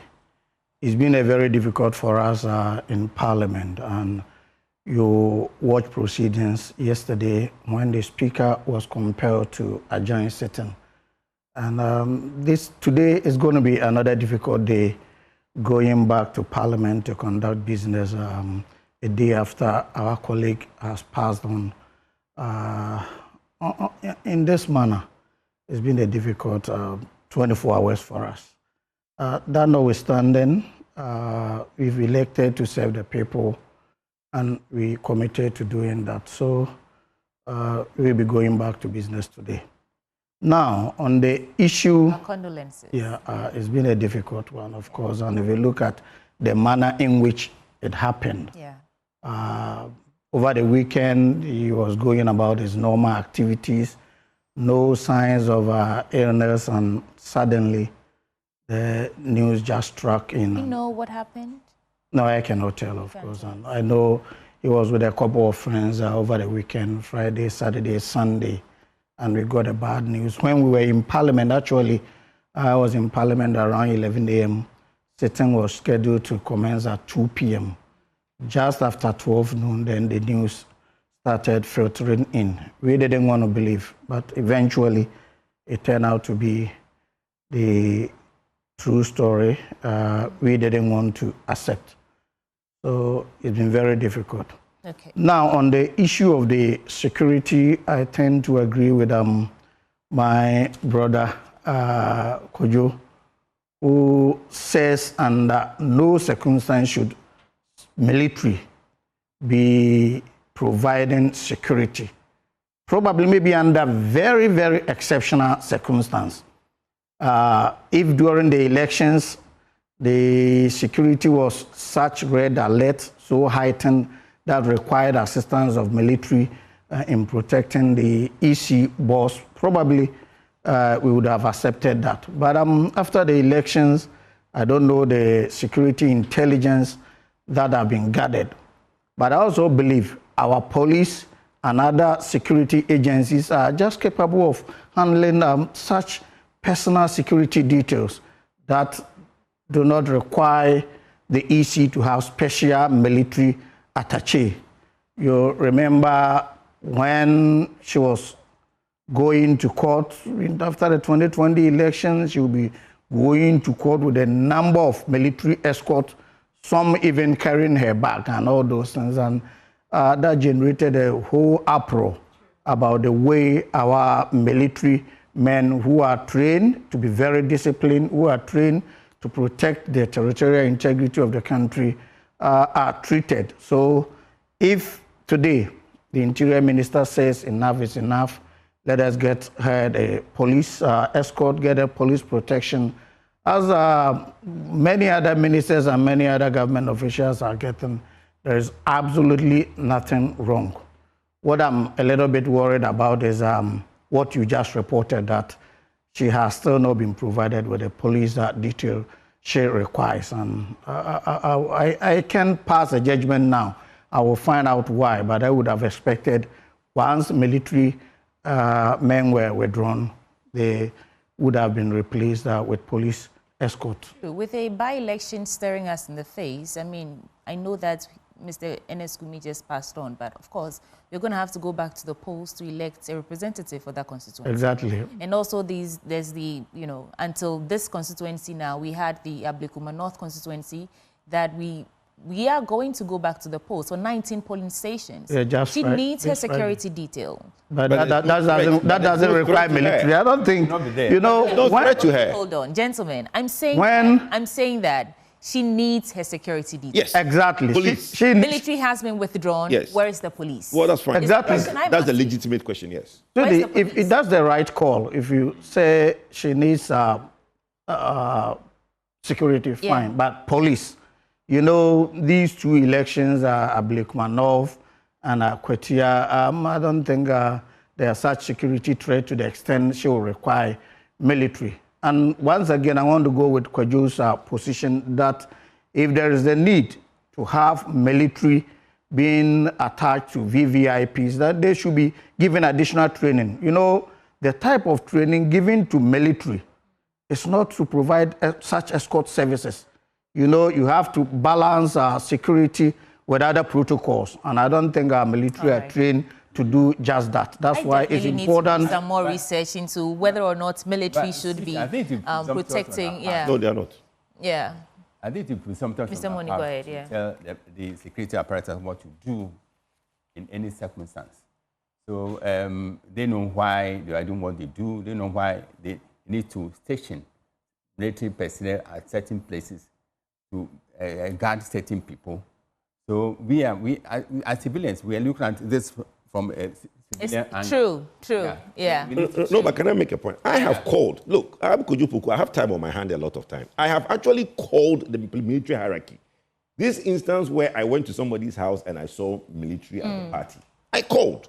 And they gave me the number of the colonel at the time who was in charge. And he says that most of them, they are commanding officers. They give excuses of the reason to leave barracks. Because a military person is supposed to leave the barracks. So they give excuse to leave the barracks and go and do something privately. Yeah. Because they are not supposed to you can't tell your CO, your commanding officer, that I'm going. No, you are not. Because you are in a battalion or in a regiment. When you move with your regiment and you are detailed. So the point is that, like my honorable said, in our territory, inside the country, military has no provision of anything. What military are supposed to do is to provide, to basically guard our territory. If they are to provide personal details, I'm saying that there's only one regiment that is under the commando unit, which we don't know whether it's banned or still there. Okay. Because when you see military at the presidency, they are from that unit. And they are told, I'm told that, because I make a lot of phone calls. So I have actually called the military high command and asked that, I went to a party, they said, no, it's not possible. We will investigate it. So it's not possible. Sometimes it could also be when a senior military officer is attending events. He may have some junior officers accompanying. Sometimes that also be that as happen. it may, we know that security matters are not always discussed in detail in the public eye, right? So this is what we know, like Mr. Money said, from a civilian perspective. So let's leave this and then move on to other stories. Kojo, let's look into your paper now, the daily guide. Okay, yes. So we've discussed that. I think I want to talk quickly about don't take credit for Eban Akuma oil discovery minority. I think over the weekend, I think Friday, the news came out that there is an oil find, and the Ministry of Energy released a statement. I think we need to put this thing in perspective. There was already a discovery, but when you make a discovery, you have to now do what you call appraisal. So you need to appraise the discovery and now declare commerciality. So the discovery was not done now. The discovery was done in the regime of the previous... Is it absolutely necessary that the opposition takes credit? No, it's not about taking credit. It's putting the conversation and educating Ghanaians. Okay. You see, it's not always about taking credit. When somebody says that, I came into government and we found oil, that's not true. So if the right statement is that there was oil that was found, then in somebody's regime, commerciality was declared. Like my brother rightfully put it out there that Ibrahim's deal started in 2023 and the deal has been signed now. It's good to put education out there and let Ghanaians understand. So when the minority says that do not take credit, they are to say that the discovery was not made now. The discovery was made under somebody's regime, and now commerciality has been declared. So I thought I will put that out there. The next one will be, I think, what else can we look at in this paper? But Mr. Dixon Chedia, do you have any comments on this? I mean, this is... I don't want to belabor that point, but except to say that if discovery was made at that time, no announcement was made to that effect. And I think this government has done very well by continuing with the processes and eventually arriving at the point where we are convinced this could be explored in commercial quantities. And I think this government has that track record. When we came into government years ago, President Kufuor left office with one oil field. We left with 3 oil fields. So this is nothing new for this government. We're looking at all our natural resources and how we can benefit from these natural resources. So this is one of the many innovations that this government is bringing to expand the economy, aside from the area of mining, extractive industry, as we've seen in the case of the ENTP deal, 100 million deal, which I would want to have a bite later. We actually discussed it, and the issue about whether or not it's political favor because of his exposure. Not at all. I don't think. Let's hear your thoughts on this. And I think Sam Jonah has done a very extensive justice to this very important job. You know, one thing really about this country is when it is about indigenous company, then we begin to read all political connotations, all acts of cronyisms, whatever, into it. The point is we've gotten to a point as a country where we should be deliberate in promoting Ghanaian industries. And I think this goes to consolidate the position of this government that we should support indigenous organizations. That's why some of us were very vociferous when the issues of Zoom Lion and other indigenous companies came on. We want to see our local companies growing and being competitive with the foreign companies. We're in this country when almost all our local banks were collapsed, and foreign banks from Nigeria and other sister countries are doing well in this country. I think we should go beyond these petty partisan considerations. If you look at the ENTP, they're doing well all over. If you go to Liberia, doing extremely well. So this company has track record across the continent, if I should put it. So we should forget about. Do you think that ENTP would have won that $100 million loan? Not won, gotten that $100 million loan facility if it wasn't Ibrahim Mahama's face and name leading it? Not at all. That's why Son Jonah has explained. And don't forget, in 2015, 2016, when this bauxite deal came, many were saying he got it because of his relations with President Mahama. The President Akufo-Addo administration came in and they canceled the deal, and they went for a kind of barter system with the Chinese. And what has happened to that deal?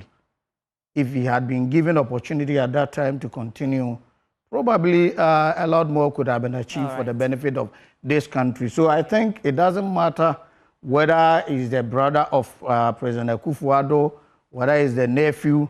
The question is, has he got the capacity? Has he got the resources? Does he have the track record of delivering in such areas? And I think this is a game changer, as Sanjona has said. The first indigenous mining extractive industry of this magnitude. We've seen small-scale ones, but big ones like this is the first of its kind. And we should all support this deal. All right. Well, Kojo, want to say something? Make it brief for me. A good sword cuts both ways, right? Everybody is in support of an indigenous person doing something and getting support from government, be it Ibrahim. All I Kojo asks is that the other way, when it happens, everybody should also support it. Oh, yes. It shouldn't, no, because it hasn't been. Let's not do, oh, yes. Kojo, that has been my position. A victim. No, I'm a victim of collapse his business. So let's not make it look like it's, oh, yes, it's not. So let's today reset, because that's the era we are in.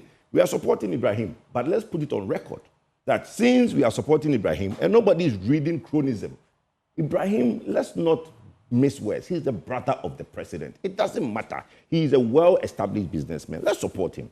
But all I'm saying on record today is that let's support each other. A good sword should cut both ways. If tomorrow is Kojo Poku, if NDC is in power, support me. That's what I'm saying. You made a very blanket statement. That's a right call. Is that in fact the reality? That nobody who isn't maybe a sympathizer of the... No, but it is, I'm not saying that... Or the opposition and it is a trend where political party come in and kill the businesses of known political opponents. It's a trend. What I'm saying is that let's reset. I'm not a fan of or the IM means me. Let's move on as a nation. If today we are using Ibrahim as a benchmark, I'm saying that a good sword should cut both ways. Today is Ibrahim, we will support him. Could you let but me humor in the future, you? I think relevant to this discussion is the strident call by Minority Leader Fenyoma King for an end to the retaliatory politics. Exactly. George Osberger once said, retaliation is the most useless weapon on earth because it ignites an endless cycle of brutal reprisals. So as a nation, we've come a long way, 65 years old, and there was a need for us to consign to the dustbin of history. This is for tat politics. It doesn't augur well for us at all. It's a dangerous augury for our future. Mr. Wani, let me humor you, gentlemen. Yeah. Is that what Kojo, when you entered this morning, we're having a conversation about the former aide of Baumia, who now is a... He's not the former aide. He's not the aide, please. Let's correct that. He was a front desk... She was a front desk secretary. Going around No. She was a front... No. No, she wasn't an aide? She was a front desk secretary. Let's not confuse aide. An aide to the vice president is different from a front desk secretary. Okay. If NDC would take a front desk secretary... But she was working in the office of the vice president. Yes, but a front desk secretary. Okay. He is working in the office of the vice president, but a front desk secretary. Let's put it in context. If the context NDC... established, Kojo, well, but the point I want to make... Okay, so make your point. The point... Right. Nobody... She was in the office as a front desk secretary. She's not the only one we've seen from the opposition side who's joined this administration. Yeah. No? There's nothing wrong with people moving carpets. People are free to join administration and parties all the time. There's nothing wrong with that. Let's put it in context. Who joined? A front desk secretary is now a presidential aide. Let's move it on. But Kojo, in a broader scheme, that, your entire staff could be referred to as your aides. Anybody who has a role, no. Your entire staff is on your aid. No, please. No, I disagree. If you are staff, they all. Yes. What is aid? What is aid? Your aid. Anybody who is assisting you to achieve the vision of the leader. It's too broad. In the presidential office, aides are used differently. So I don't think I can go around the person who works as a cleaner in President Mohammed's office can call himself an aide. So yes, she was not an aide to Vice President Bawumia, but I'm saying that we are starting to see that this administration is inviting those who didn't necessarily sympathize with them prior to assuming office. And that's a good thing, no? No, it's always happened. Look, President Kufuor had Indum in his government as minister. Yeah. We've always, it's always happened. It's nothing new. So why did we make such a ceremony out of this one? Because this one is the person that is doing that. And not an aide. The person who is it is, listen, nobody cares who decides to join a political party and leave a political party. It's the contest that worries everybody. Okay. When somebody is put in a certain position and made to look like, oh, somebody's aide left and joined this person. No. That person was sacked from the vice president's office. She was sacked, right? And when she resigned. No, she was sacked. For what? Sacked, not resigned. She was sacked. There, you can go into and find out what happened, but she, at the time, have you guys forgotten that she was on TV before the election? We will quote you, Kojo, that you said she was sacked. What I'm saying to you is that have you forgotten that she was on TV before the election? She was on TV before the election. She granted an interview saying all sorts of manner of things about the president, the flag bearer at the time. So her coming in on board, it's not new. There's in fact a woman on XYZ who said that this girl was brought to her office for the first time, and at the time we were desperate to save Ghanaians. I don't see where the desperation to save Ghanaians were. Ghanaians didn't say they were desperate to be saved. But anyway, what I am trying to make is that this is not a woman who was in the fold of the vice president's campaign. But Let me land. This was not a woman who was in the fold of the vice president campaign or vice president's office and basically saw something magnificent about the other side and left. No. She was let go and she was beefed, came on TV, said all sorts of manner of things about the vice president, and later has found favor with the NDC and they've employed him. Big deal. Be that as it may, she worked in the office of the vice president. Hold on. I just want to hold on. We will move on. I will move on. I'm the one moderating this. Hold on, Kojo. And the thing she came out to say, it helped the NDC party at the time to win power, no? No, it did not. Talking about how she has observed and how she knows that Bawumia is not a good person to lead Ghana and all that. No? Listen, all right. Political parties. All right. Mr. Money, quick thoughts on this. Let me land on that one quickly. I thought you wanted us to move on, Kojo. So let's move on. Since you made that statement, as political parties, we take Ghanaians for granted. The reasons Ghanaians voted for the NDC to come into the country, I don't think anybody would consider what that statement the girl made as a reason not to vote for the right. Look, let's not make people seem like what they are not. That woman's interview before the election was needless. Okay. But I think it would simplicity to also rule out the damaging effect. Well, to an extent, yes, but my point is that let's move on from that. They've gotten her, they've employed her, they're happy. Let's move on. The whole thing wraps off you wrongly, doesn't it? Because she's not what she claims she is. Yeah. Let's do one more story from you. And yes, EC doing NDC binding at the Ablekuma North. Look, the NPP has a position. Oh, we're back here again. Yes, the NPP has a position. The NPP's position is that we went to court. The court directed EC to compile the 3 remaining polling stations. EC asked for security. They were to be given security to compile the 3 remaining and declare the winner. The party doesn't know where this rerun of 19 is coming from. There was a NEC meeting yesterday, and the position of the party is that they're going to go to court for the court to enforce its ruling. We, the party, MPP, know we've won the Ablekuma North constituency, and we don't think there's a need to rerun any 19, because there's no justification given to anybody where that 19 rerun is coming from, those 19 polling stations. So the policy and the position of the party as at yesterday is that we are going to court to ask the court to enforce its own ruling.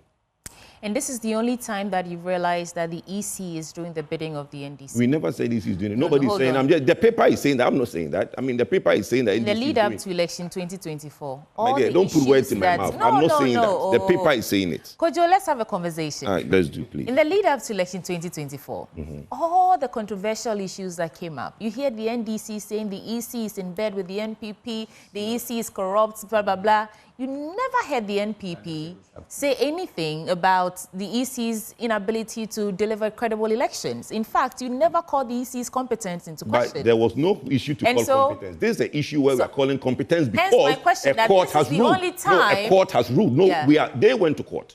My brother, they came to Parliament, right? They made a submission to Parliament. When they came to Parliament, you can tell us what they said. So there's record. Let me tell you what transpired in Parliament. Go ahead. And what transpired in Ablekuma. No. Let's not tell us. We all know what transpired. Tell us what happened. Allow it. Let's for the purposes of our viewers. Yes, let us educate everybody. We know what happened. In fact, we also didn't get what we wanted. We wanted 37 polling stations to be rerun. We didn't get that. On the grounds that all these 37 polling stations, the results were scanned copies of the results. Out of the 37, EC says both parties, MPP, NDC, verified all the 37. But 19 of them were not verified by the polling station officers over there.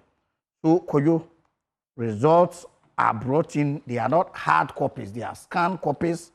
Your party has verified, the NDC agent has verified, but the polling station officer there says, no, this is a scanned copy that I cannot verify. Can you go ahead to use those results to declare? Say that again. The polling station or the coalition center? The polling station officer, you know, when... How does the polling station have a scanned copy? He was there to sign the original copies. No, it's different. No. When they are collating, verifying. No, he says scanned copy. I just want to get it clear. Yeah, we just want education. When you are saying that the polling station officer who is there with the hard copy. No, they don't have the hard copy. Why? He had scanned copies, Kojo. That was the problem. That's a root cause of the whole problem. No, but I'm saying to you that when the election was concluded, Honorable, we'll get there. When the election was concluded, the polling station officer was there with the pink sheet. Okay. Right? Yes. And you are saying that he has a scanned copy? The polling station officer. Are you talking about the coalition center or the polling station? No, a polling station. I'm talking about the what happened coalition. to the hard copy? Kojo, perhaps if you let him finish you are not following the processes. You follow him. So please, don't interrupt. After the at the end of the close of the poll, ballots are counted.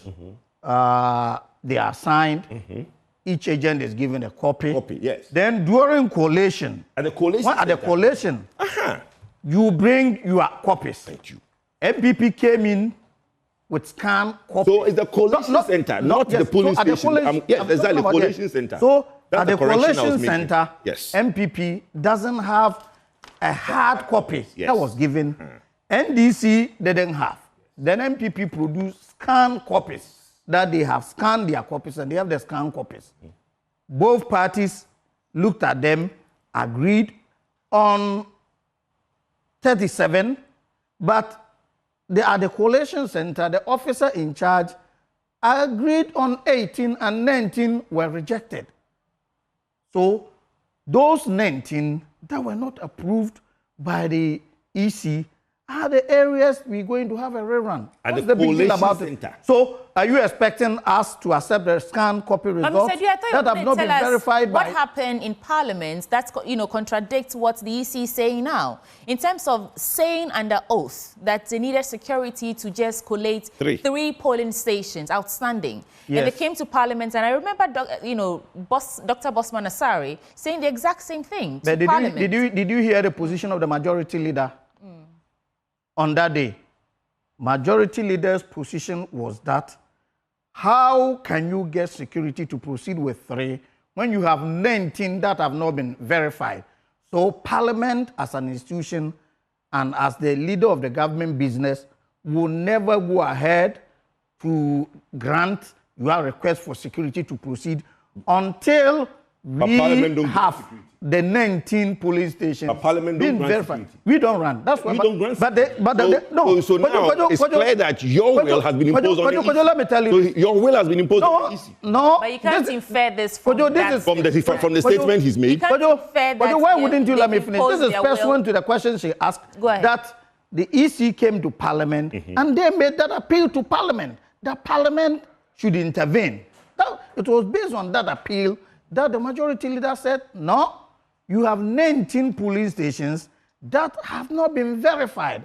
How do we intervene for security to be provided for coalition of that? So all those that have not been verified. And the basis for coalition, the basis for coalition is production of your pink sheets, and upon verification, the details are entered and accepted. Okay, so once they are not validated, once they are not verified, those figures cannot be used. And in any case, Kojo, if you won, genuinely, you think you won, what are you afraid of? Nobody's afraid of anything. What are you afraid of? You see, that's an argument that I think is flawed. Here's why. There are people who voted for the NDC who've changed their mind now and who vote for the NDC. Yeah. There are people who've lost their lives. There are people who've traveled and they would not return anytime soon for a rerun. Yeah. There are people who just lost in apathy setting. They've just lost interest in the whole voting thing, you know. So if you won, you cannot guarantee that you win again. Let's look at it this way.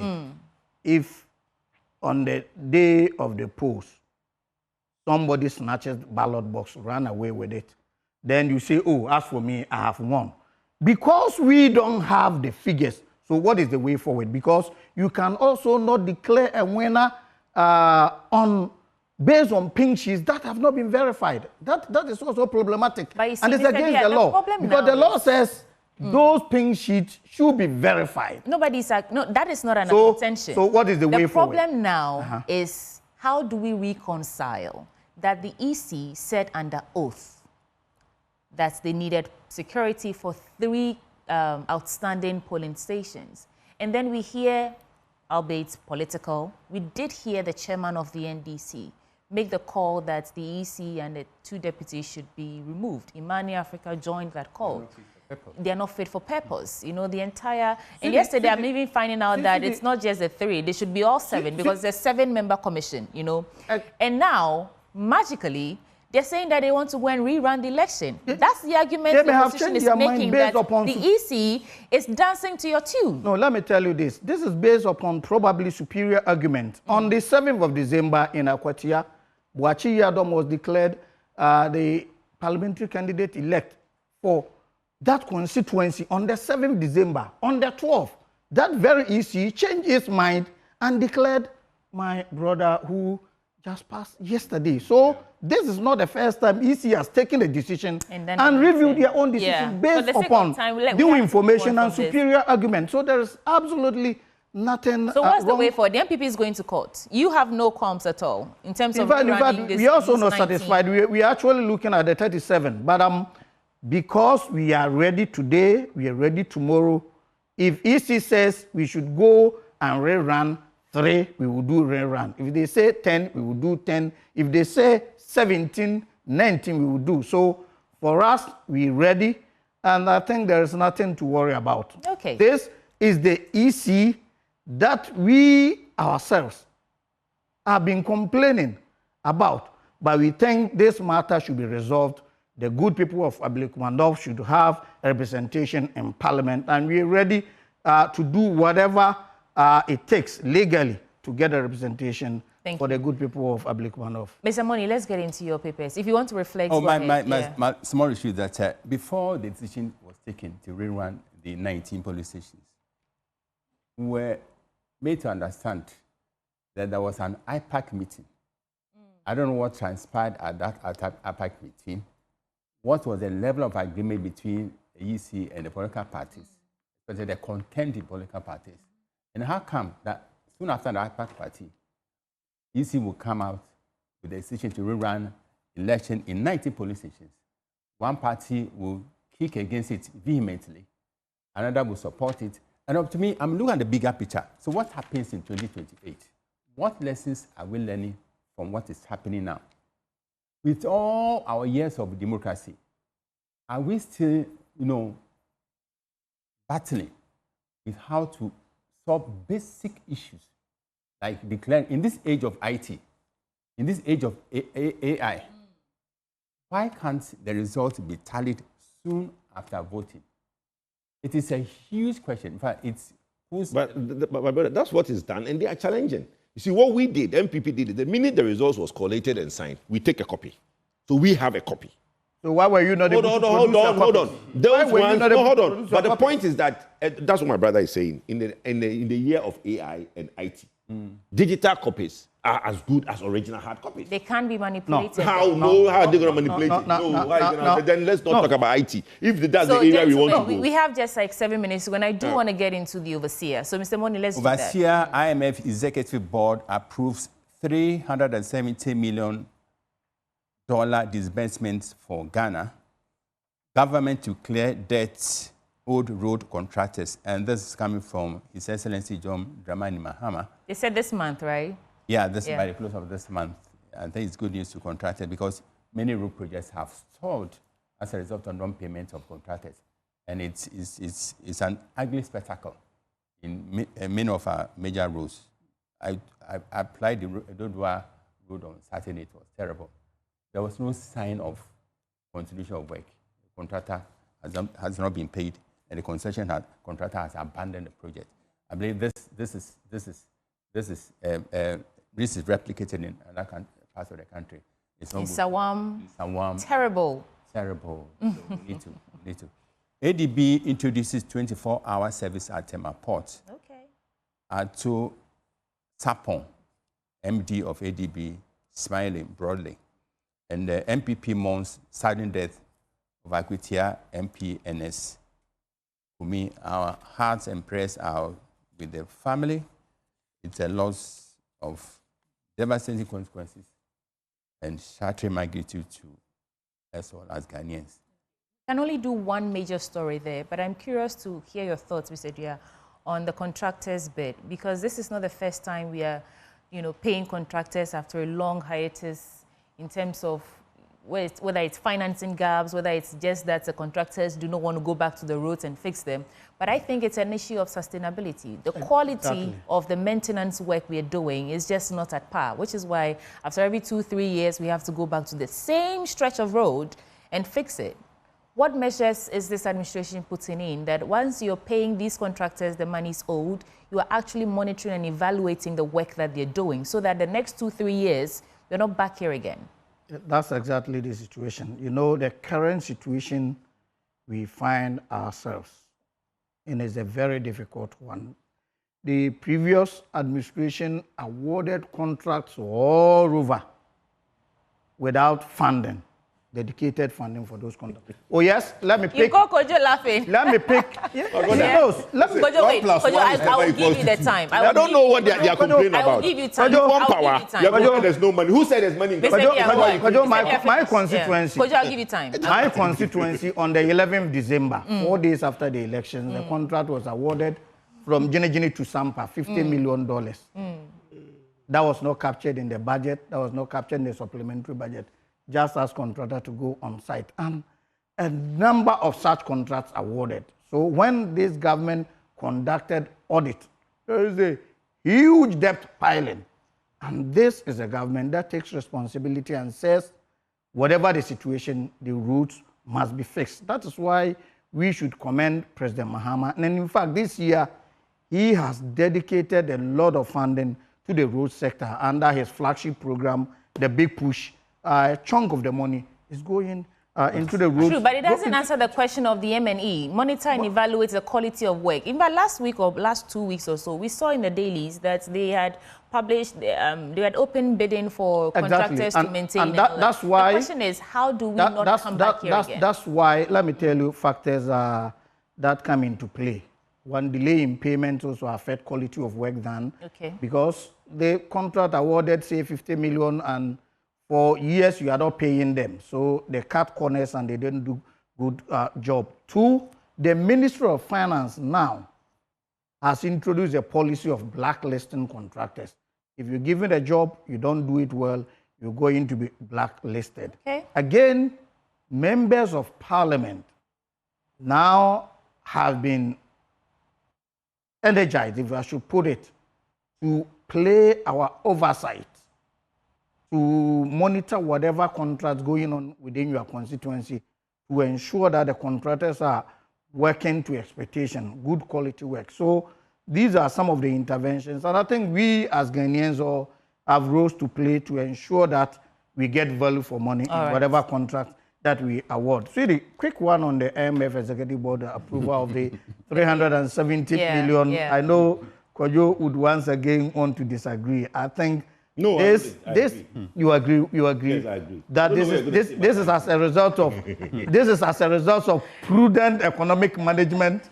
This as a result of fiscal discipline that Atuahoy and the economic management team are employing at the moment, and this is an clear indication of confidence that the international community is now having in this economy as a result of the prudent management. It's a welcome news. Fitch has already elevated us.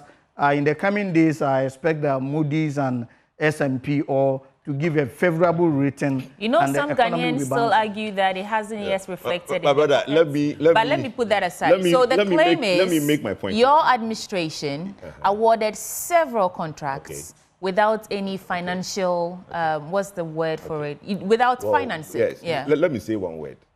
Honorable Atuforsen was the ranking member in Finance Committee in Parliament, right? My brother, what committee are you on? Yeah, I'm on Environment. Environment, okay. Haven't we always see budgets go to Parliament? Expenditure, 150 million. Receivables, 130 million. Don't we always see it? What does that tell you? It tells you that the government is budgeted to spend more money than they have. So you came into government.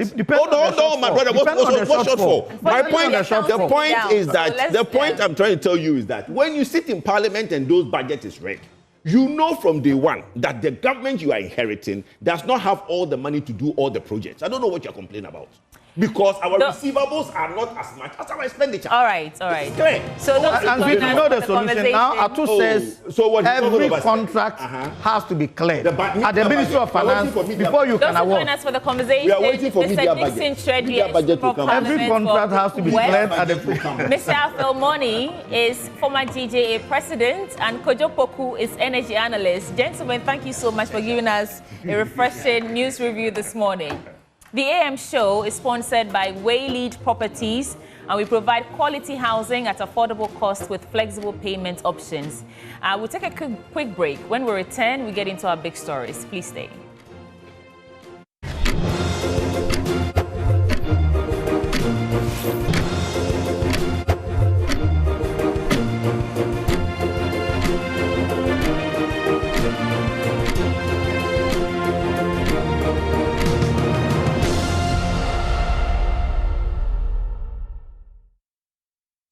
Welcome back to the AM show, and remember that the AM show is sponsored by Waylead Properties. And we say, are you thinking of a rewarding investment you can engage in? Waylead Company Limited is your preferred choice for such investment. Waylead Company Limited is a real estate company with several development with credit here in Accra. Invest in our new development, Willow Lane, where elegance will meet tranquility in the heart of Accra. We provide quality housing at affordable costs and also with flexible payment options. At Waylead Properties, we provide you 24-hour security, reliable power supply, and other social amenities to make your stay a memorable one. Give us a call now on 02401 111119 or 02504 49 99 99. You can also visit us on waylead.org for more. Now, let's get into our big stories for today, and we're heading straight to Ablekuma North election because the parliamentary candidate of the opposition New Patriotic Party has sued the Electoral Commission and the governing National Democratic Congress, and she is praying for an order of certiorari from the court. Let's get into it because we'll be joined by Madi Gibril. He's Deputy Director of Elections and IT for the NDC. Madi, I'm grateful to you for joining here. Hello, Madi, do I have you? Madi, you might want to unmute so we can follow what you'll be telling us here. But if you look at, okay, Madi, do I have you? Yeah, with you. Good morning. Great. Good morning. Now, the candidate for the MPP, Nana Ekwia Osuafriye, has filed a writ at the Superior Court of Judicature, the High Court of Justice, asking for an order of certiorari to quash the decision of the Electoral Commission to rerun 19 polling stations in Ablekuma North. You are a party to the suit. What do you make of this particular suit that the candidate has filed? Let me say good morning to your viewers. As a party, as at yesterday, we have not received any suit as at yesterday. And I'm also aware that the Electoral Commission, which conducting the elections, has also invited the political parties to submit their agent lists for print of the ballot papers tomorrow, which the letter came to us as 6:30 p.m. yesterday. So as at now, we are not aware of any suits against us. Electoral Commission also not communicated anything to us. Okay. Now, if it comes to you today, you get this particular suit, what's your plan? I will be surprised that the elections will not come on the 11th July. Yes, anybody can go to court, but I really know that the issues of Ablekuma North is not being explained to the public very well. Okay. And I always say that the rep of the MPP who participated in the 6 meetings on Ablekuma North at IPAC level has done disservice to their party. Okay. And that is why today we are here. Ablekuma North, this issue of a 37 polling station paying sheet issue started way back on 28th December, where after the elections, there were some collation of 165 polling stations. At that point, on the 7th, EC claimed that they don't have any paying sheets anymore. On the 9th of December, the NDC was able to present 54 hard copy paying sheets, which the MPP also accepted. And then the EC used it to complete and continue the process, which gave us 219 polling station collation sheets. At that point, there was some collation, declaration, which the MPP opposed it and went to court. Then court directed that the Electoral Commission to come and continue the process and use the electoral process to complete it. When they came back on 21st December, the MPP then now also produced 25 hard copy pink sheets, which was added to the collation. At the point of the 21st, the MPP, the EC, and the NDC all claim that they don't have any material to be used to do the collation. At this point, the Electoral Commission now invited the political parties from the district level now to the IPAC meeting to find a way. In fact, it was Ablekuma North and Dominico Abenya, which have similar issues. So it was at that meeting on 28th December, then now MPP claimed that now they have also gotten a scanned document of the 37 police station. This is where the issue started. So our position then was that if you had a scanned document, why couldn't you present it on the 9th December, 23rd December? Then now after 28th, now we are in January, you now claim that you have scanned document, meaning that the claim that you said that your print sheet was destroyed on the 7th December is not true, because this is an afterthought that now you have a scanned document. But be as is me, we oppose using the scanned document of MPP to complete the process. At this point where we're doing this argument, then now MPP again left the meeting. Now went to court again on the McDonald's. No, hold on. I mean, we also do know that at this collation, the pink sheet, the scanned copies that the NPP brought, your agent accepted, and that aided the process for the collation to be done. I'm bringing you to that point. Okay. I'm bringing you to that point. Okay. So when they went on the McDermott in January, then EC now went to the collation center. Though they don't have the collation, the pink sheet, the pink sheet. Instead for EC now to inform the IPAC that there's a directive to go and do some process, then we all agree on the document. EC went without inviting us. Then invited MPP higher level, that's the national officers. Then went to the collation center to go and then do this collation. It's after this collation that they did, when it's left to 3. Oh, Madi, I mean, yes. Are you being fair to the fact? Because yes. we had our reporters at the collation, and we do know that your representatives also agreed for the usage of those scanned copies for the collation process. Where we went for the IPAC, it was there that we're supposed to assess any documents you bring for any collation. Dominic and Ablekuma Polls. Oh, really? I'm saying that when they went to court, they never involved the FEC at a national level. Madi, hold on. Is it true that your agent accepted the use of these scanned copies for the collation or not? In fact, we at the national level, we opposed that. However, it was later in July 1st, after we went for 6 meetings on Ablekuma Polls, you know, after those collations that you mentioned that our agents were there, according to EC, they said it's left of 3. So when they came to report at IPAC that they have done 34 out of 37, we opposed that collation. Then now they said we should come back and meet on the 3, see how to find out a way to solve the problem. It was there that we opposed the 34 collation. It took us for 4 meetings. Then it became a back and forth issue. We are on the position of 37. EC is saying he has done 34, which has been confirmed and validated.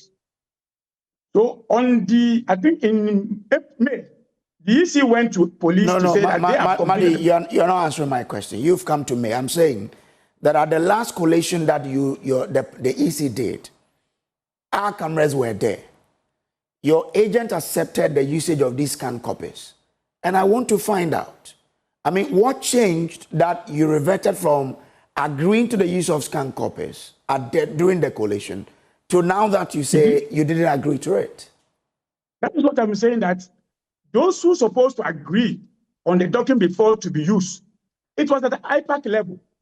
But the EC, after getting that clearance to go and do the process, they didn't involve IPAC again. And hold on. Since when did collation of polling station results become a decision as to which document to use, a decision by the IPAC to agree on which document that has to be used for the collation? You see, this is where I always said that the EC has done the service to this country. Okay. You see, at the point of where they didn't have pink sheet, and there was the only document was a scanned document, they could have declared for rerun at that point. But then Jemensa mentioned to us that he wanted to find a way out to see how we can resolve these things. Because there's no any provision to solve to collect the result with scanned documents. That's why we got to IPAC. We wouldn't have gone to IPAC. We would have had the information that because I don't have the pink sheet, that's the Electoral Commission, and the result, there's a dispute of the result, I am declaring a free run. But they brought us there to find a way out. So that is why the IPAC came. Nobody has asked EC to call us for IPAC meeting. Okay? So when we went to the IPAC and those things happened. So whilst they said that there were some cameramen, they recorded the collation, we insisted that even if there was some collation, it is not all the pink sheets, the scanned document. But the EC stood and defended that they did 34 and had all the 34s validated. Okay. Okay? So when we went to the police, we told the police that we didn't agree on the collation because they couldn't even complete what they were saying that they did it. So we give them reason, we gave them facts of the issues. So on the 12th of June, we met again. When we met on the 12th June, we are now at that meeting. The men now participated in the meeting. We took her through why we cannot support them to use the scan documents. MPP also said that once EC said they have done 34, they don't have anything to say, they have 34.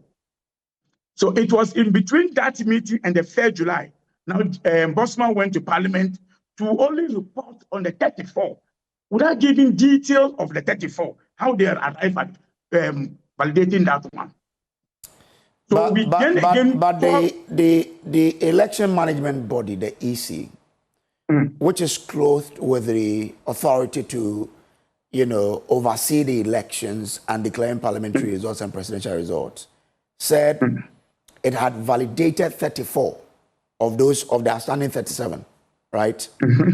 Yeah. They could only have done their validation in the presence of both agent of the NDC and MPP, not so. So how come that body says, I've done 34, but you, the NDC that had your agent there, that agreed to the validation of these 34, now say you disagree? Well, you see, because they didn't complete that process, because our agent who even went there said they challenged the process, but he said they did 34. So now, after they went to the Parliament, now NDC now called us for a meeting. That was the 1st July. Okay. NDC represented by myself and Lawyer Edoji. MPP by the Director for Election, that is Evans, and former MP for Ablekuma Central. This meeting again, Jemensa chaired the meeting. We presented our issues, MPP presented their issues. Then now they gave us the detail of the collation of the 34. Then now Jemensa said the report available to her from the same officer they have, because they did their own checks, they now pushed to go beyond what we are saying. The fact was that it was only 18 that they were able to validate using their presiding officers and our agents. At that meeting on the 11th July and the 3rd July. So that is what the EC said? Yes, in the meeting. So hold on. The EC said they were able to validate 18. 18. After they had gone to Parliament to say they validated 34. That is so. That is so in the meeting. So when the Mensa did this presentation, he challenged MPP reps and then her officers who participated in the activities at the regional collation that they should prove her wrong if they have done beyond 18. The MPP rep couldn't say anything. Their officers couldn't say anything in the meeting. They couldn't challenge. What they said is that truly, in fact, the Director of Electoral Service, who is Mr. Benjamin, said that he was able to get 18 people to come and validate at that meeting. So that is where Jamila said, once you have gotten to this point, it looks like the parties are not ready to reconcile. So the only thing we can do to save the people of Ablekuma, we should allow the voters now to participate to resolve this issue. So she's giving us 2 weeks. Between 2 weeks, they will run the elections. They said it at the meeting. But doesn't it come as surprising to you as a party to this? See? No. We were not surprised because we knew. That the EC, since the election in December, has been consistent in saying, I mean, let's say January, that it is left with 3 polling stations for them to finish collation. Even as of June, when they went to Parliament, they were still on the same wavelength, that it is left with 3. I mean, you're not surprised that all of a sudden, the EC turns around to say, we have only done collation for 18. You see, in fact, that is why I said that the EC have done the service to this country. In fact, when they continue telling us they did 34, if you check, when we went to the IGP, we told IGP that there was some mischief of this collation issue. So if EC want us to understand, they should give us the detail of the collation. When we went to the IGP. So when we, even on the 12th June, we questioned them on the process, how they arrived at 34. They couldn't explain to us. So when they mentioned that on the 1st July, our surprise is what they told the country for long. But we were not surprised because we knew that we will come to this point. Because you see, on the 12th June, I remember telling the Mensa, are you sure you are reporting the facts from the ground? Or you're reporting from some people who just give you a report? Because we are dealing with election issues.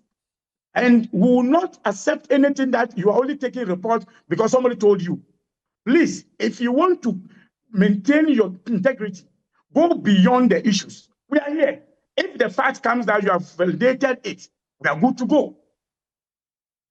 So I was surprised that Bossman, when he was going to Parliament, when he was defending at the IGP saying this trade, he didn't do his work well to check what kind of information am I carrying to Parliament for my integrity, for the sake of my integrity. No, but if you say so, I mean, we were all at the coalition, right? And we saw the coalition being done with the 3 outstanding. So how do you expect the EC? Any media house, any media house to prove to us whether we had the 1934 presiding officers validating documents on that day. Yes, your cameras were there, but it doesn't mean that they had 34, they validated 34. No, but so are you saying that your agent objected to the validation of these 34? In fact, because the EC was not able to get the 19 presiding officers, they didn't even proceed to that process per their reports. Because you see, you need a presiding officer first to come and be part of the validation, okay?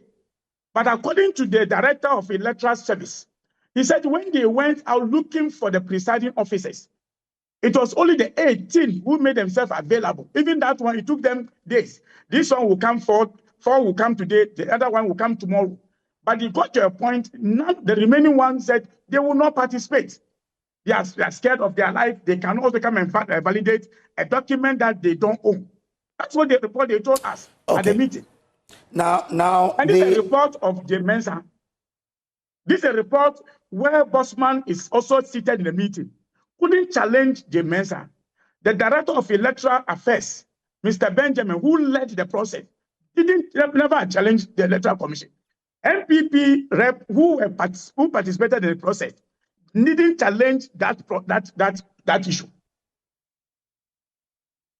Now, the NPP says that by this decision of the Electoral Commission, they have violated the express and pending orders of the High Court, dated 4 January 2025, as well as its own regulations under CI 127. If the NPP should win this, it means that the rerun will not come off. What will the NDC do? So what was it? What was the ruling on the 4th January? That the EC should collate the outstanding, police station results. Okay, so court director, go and collect results. I don't have pin sheets. Do I collect results? But you agreed to the usage of the scanned copies that... You said that we never agreed. No, let me tell you this. Okay. The day we came to that on the 1st, the minister made it clear to the MPP that the board of contention is because MPP scanned document. Okay. But they only accepted it because we have done some arrangement for Dominic Abinya of such. Okay. But before then, by the EC own regulation, you remember that Dominic Abinya, there were 3 polling stations. However, 2 scan documents was used to complete the process. But EC declared that result null and void because scan documents were used. Okay? So they only came to a point that they thought that they were finding a way to find a solution so that in the future we'll find some reform on those issues. Okay, so when you said you had found a way around the Dom Kwabenya one. What did you do then? In fact, exactly what they did on the 18th. Because the Dom Kwabenya, the two agents of the political parties, agree on the result on the tally card, which they had the result already, but the result was damaged. So on the day they gave out their tally card to the presiding officer that this is the result that we collated, this is the result that we accepted, we have signed to it. So we sent it to the presiding officer. It was that material that the presiding officer presented to the Mensa that this is what I have. But if you cannot accept what the agent do, then we can go for rerun. Remember, Kwabenya, that polling station was declared for rerun, if you remember. Then now they say, okay, because the presiding officer come out with this, they will now rely on this and add that vote to it and declare a winner. And the same thing they did for the 18th. But we are saying that they couldn't proceed because they couldn't get other people. And our agents are not ready to do any validation of the scan document. So once we are not accepting any validation, nothing can go on. Because EC alone cannot validate MPP scan document without NDC accepting it. You agree? That's the law. So I clearly don't understand. The NPP now say that the EC have validated any process. In fact, the EC rather has done the service because when the court director to go and do the collation, go and complete the process. What they should have told the public is that I'm asked to go and complete the process. However, I don't have what I can use. But the only way to complete it is to go to the people to help me to complete it. That's the reason. Well, so for you, I mean, the MPP is challenging this because, as far as they are concerned, it was only left with 3 polling stations, which, of course, the EC had always stayed by. You are saying that could not be the issue because the EC itself, the Electoral Commission chairperson says they're only able to validate 18. Now, yes, I'm asking, if the MPP, per their suit, I mean, is able to compel the court to agree to their argument, what would the NDC do? So will the court agree with MPP that we didn't validate 19, but the court want to do illegality, to accept illegal document to complete the process? I just want to understand. Yes, MPP has gone to court and challenging that EC have said, because they have said, but they did illegality. Although they hid the illegality and said that they have done something. So EC is saying that, MPP is saying that because they said they have done 34, court should compare them to accept they did 34. When they knew that they have done illegality without validating documents, is it going to have a democracy in this country? So if anybody comes and says that I have done this, they have said it 10 times, even though what he's saying is not true, we should just accept what the person says. Okay. Remember in 2024, when we were before the exhibition, the NDC raised issue on the register. The register was not credible, not fit for purpose. The same gentleman and Bossman and Tete had a press conference and told the whole world that the register is robust, but they will not do any exhibition again. Remember that issue. Okay. But so we presented a superior argument. They then come back and say, okay, now we have seen the problem. So we're now going to do re-exhibition. So staying at first with that basis doesn't make it legal for me. Well, anyway, you've already said it. You're not surprised by the turn of EC because I'm reading the press release on 17 January by the EC. And the EC still categorically said they are left with 3 out of the 281 police stations results, to finish the coalition. The EC has been consistent on this trend. And for all these 5 months of 2025, they never shifted from this position until just, early part of July. And this I wish I'm in the office, I'm in the studio.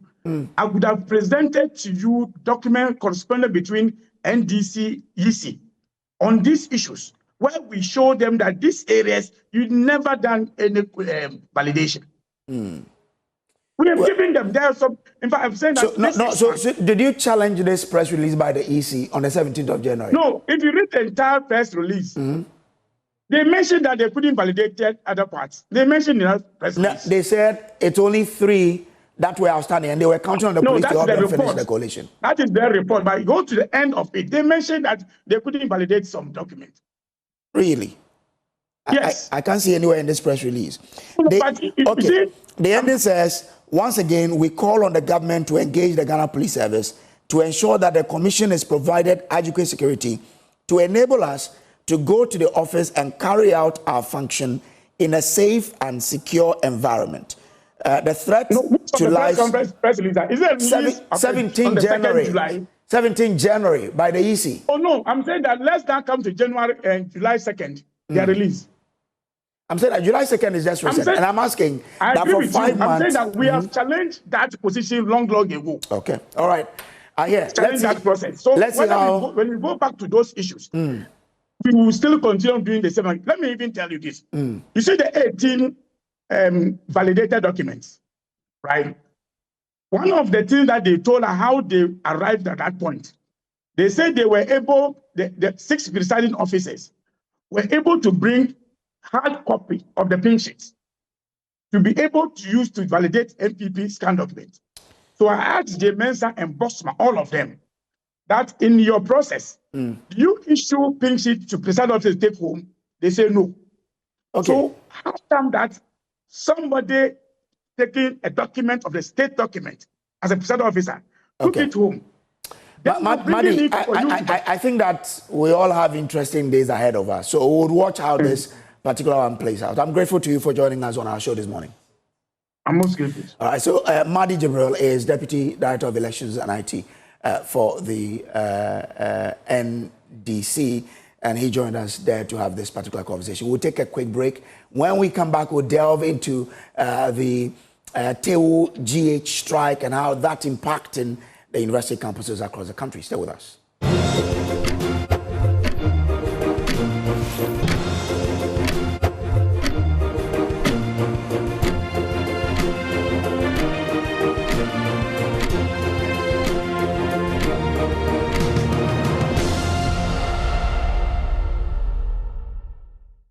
The strike by the Tertiary Education Workers Union has been biting hard on the KNUST campus.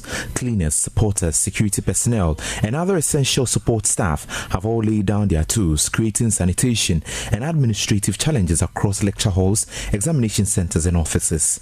Students, some of whom turned up for exams this morning, say the strike is already having a noticeable impact with unkempt exams venues and the absence of porters at key entry points. But the KNUST chairman of TEWU Ghana, Charles Arthur, says the group is resolute. The truth of the matter is that the strike is a lawful one. So the place that they are going to have a May semester, it is we who controls it. We open it and clean it. We will just close it. And if you close it and you said you're a lecturer, you open it, then whatever will happen will happen. So we are still insisting that Minister of Education and Minister of Employment and Labour Relations should sit down and resolve this matter. Straightforward, because Minister of Information, Minister of Jobs and Labour Relations, Labour Department comes to you, is your agency. Minister of Education, GTech is your agency. So what is it that you cannot say to the extent that people will have to go on strike? We don't understand. The university's dumping site remains packed with waste. Charles Arthur says until their demands are met, the strike will continue. Strike, we gave 2 demands. One, he should withdraw the letter that he has sent to the various public universities to allow a minority group, TUC, to go onto the council. And then 2, we should go to the verification and count every university. They come to KNUST, they count us, we know that KNUST is TEWU Ghana, then TEWU Ghana will lead in KNUST. You go to Legon, it's TEWU TUC, they will lead. You go, then that will bring peace and harmony. If that is not done, then this strike will have a long way to go. And it's likely this strike, if nothing is done, it will affect the main examination, because the main examination, we are not going to allow it to happen that we have allowed May semester. May semester is already been scheduled, and we think that we have to go. The main examination will not allow that, and whatever that they want to do, they can do it. If they want to kill us, we are prepared. Our members are here, they are prepared that they should kill all of us, and we leave. If we are not Ghanaians and they want to treat us the way they want to treat us, if we are coming from Niger, they should tell us that we are Nigerians, and therefore this is how they will treat the Niger people. But if we are Ghanaians, then we are saying that this strike, look, it will affect the main examination if nothing is done. For Joe News, Nana Yadom, Kumasi. All right, let's bring in Charles Arthur himself. He's joining us via Zoom into this particular conversation, because we are seeing visuals of how the strike is impacting, particularly the KNUST campus. We want to understand from him. He is also threatening that the strike could possibly affect the examinations of the students, because if GTEC and government do not change their stance, they will still be on the strike. We'll bring him in, quite shortly. But yesterday we spoke to the TUC, and they said, well, once they are on councils and the law mandates that, and in the law it states categorically that the tertiary, the Teachers and Education Workers Union are the ones supposed to be on the council, and TUGH is rather the Tertiary Education Workers Union. Does it mean that without, a change to the act establishing the universities, TUGH can then be right to call for what they are calling for, and even be right to declare strike action in furtherance of that? We will get some answers from Charles Arthur shortly, because, okay, Charles Arthur, I'm grateful to you for joining us here. Now, you are threatening that your strike will likely impact the examination of students in KNUST. But first of all, let me find out, is what we are seeing in KNUST same across campuses across Ghana?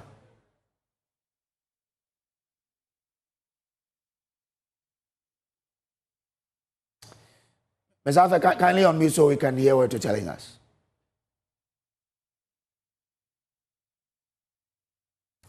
Okay, Charles Arthur will be joining us shortly. Yeah, Charles, okay, yeah, great. hello, can you hear me now? Great, I can hear you now, yes. So if you heard my question, yes, I can hear you clearly. Yeah. If you heard my question, yeah.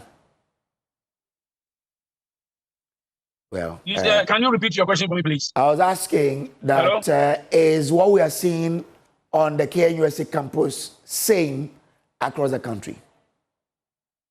Yes, please. Absolutely, it's supposed to be same. And the reports we are getting at the national level, they are the same. Okay, the national level, which is where?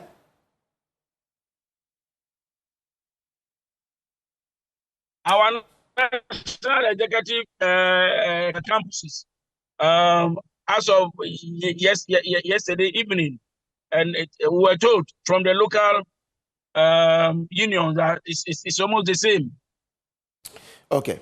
I mean, yesterday when we spoke to TUC, they made it quite clear that the act establishing the universities of Ghana states clearly that the Teachers and Education Workers Union will represent the union on the councils of the universities. Your name is not Teachers and Education Workers Union, right? Yes, our name is not Teachers and Education Workers.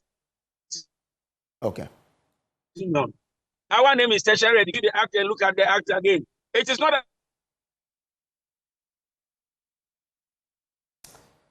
I really want to have a very great conversation with you, but the line.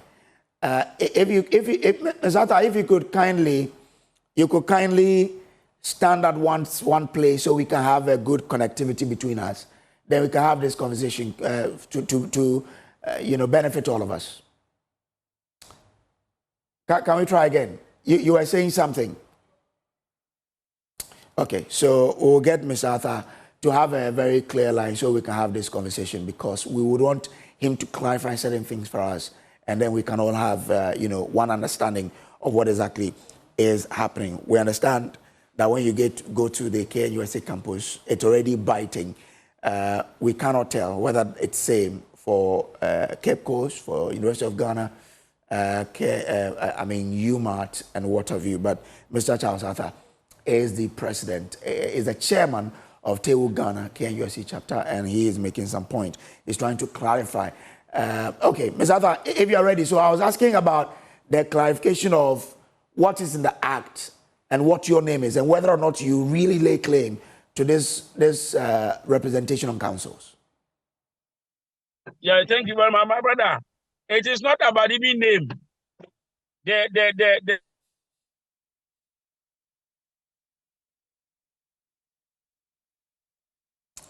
What do you call the Director General of Teachers? If you have to talk about the name in the act is not the same as the name that TUC is possessing. The name of the TUC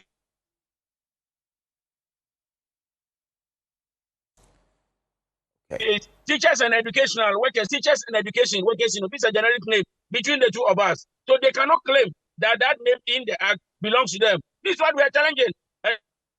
This is what has brought us where we are. Okay, Ms. Arthur, take your time. So you are confirming that the name in the act is Teachers and Education Workers Union, right? Without the TUC. Hello? Are you confirming that the name in the act is Teachers and Education Workers Union without the TUC? Yes. Okay. Yes. Okay. But the TUC means that the Teachers and Education Workers Union is a subset of the entire Trades Union Congress. Doesn't make any difference. My brother, well, it's a law. It is a law. And if the drafters want the TUC to be there, they would have put in Teachers and Educational Workers Union of TUC. They wouldn't have put in the generic name there.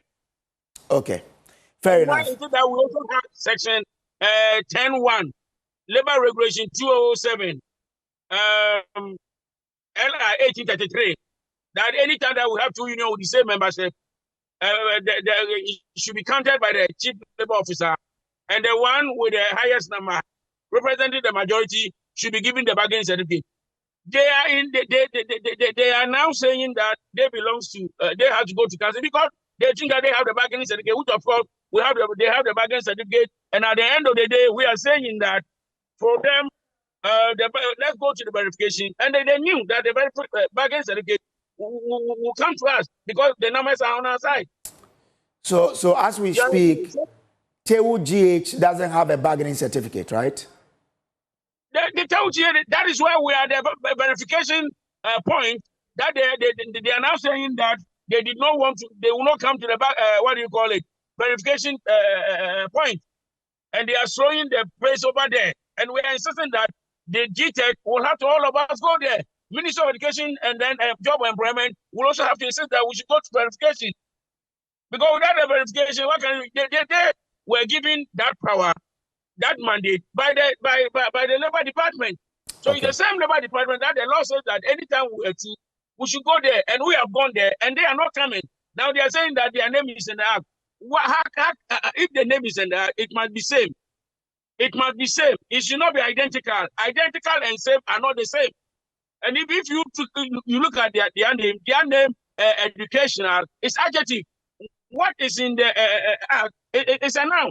If they want us to go into that tangent. Okay. So for you, that the name in the act belongs to the board. So why not? Okay. So does it mean that the one with the bargaining certificate represent the workers on councils, such that if you get it, you will be the ones to represent the workers on council? Say again. I'm saying that once you've said hello, the union with the largest number will have the bargaining certificate. And I want to understand, yes, does the bargaining certificate become the conduit or the one that gives you that power to represent workers on the councils of the universities? Exactly so. Because it's the bargaining, it's the one who leads. It's the one who is having the bargaining that automatically leads. And if they are leading you, then automatically wherever that there is, they have to lead you. They have to lead you, and one of them is the committees.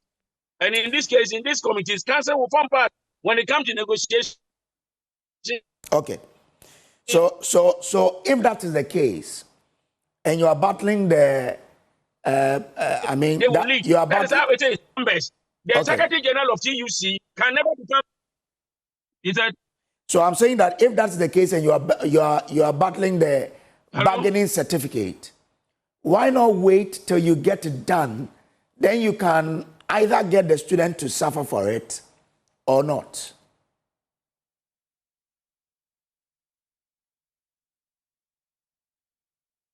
Is that they are frustrating they are frustrating the hello? I'm listening. They are frustrating the verification process because they knew they will lose at the verification process. So they are frustrating it. Hence our action. If they are not frustrating the verification, then this action of ours is needless. This action of ours is needless. But they are frustrating the verification. No attention is being paid by Minister of Education, the GTEC, and then Minister of Labor and Labor Relations. If they have paid attention and then we have gone on smoothly, this strike action is needless. But why make ordinary students suffer for a boardroom fight, for lack of a better word? So the Minister of Education, who's having oversight responsibility of tertiary education in Ghana, must answer this question, my brother, because he has the power. We have given you power. Ghana has given you, President has given you power. Do this and do that and do. If it's beyond you, you go to the presidency. And this is not beyond him. This is not beyond even Professor Abdul. But they have decided that they have taken a certain position, and trench position, that they will never stop what they are doing. And if you have taken a trench position, then automatically the other side also find a way.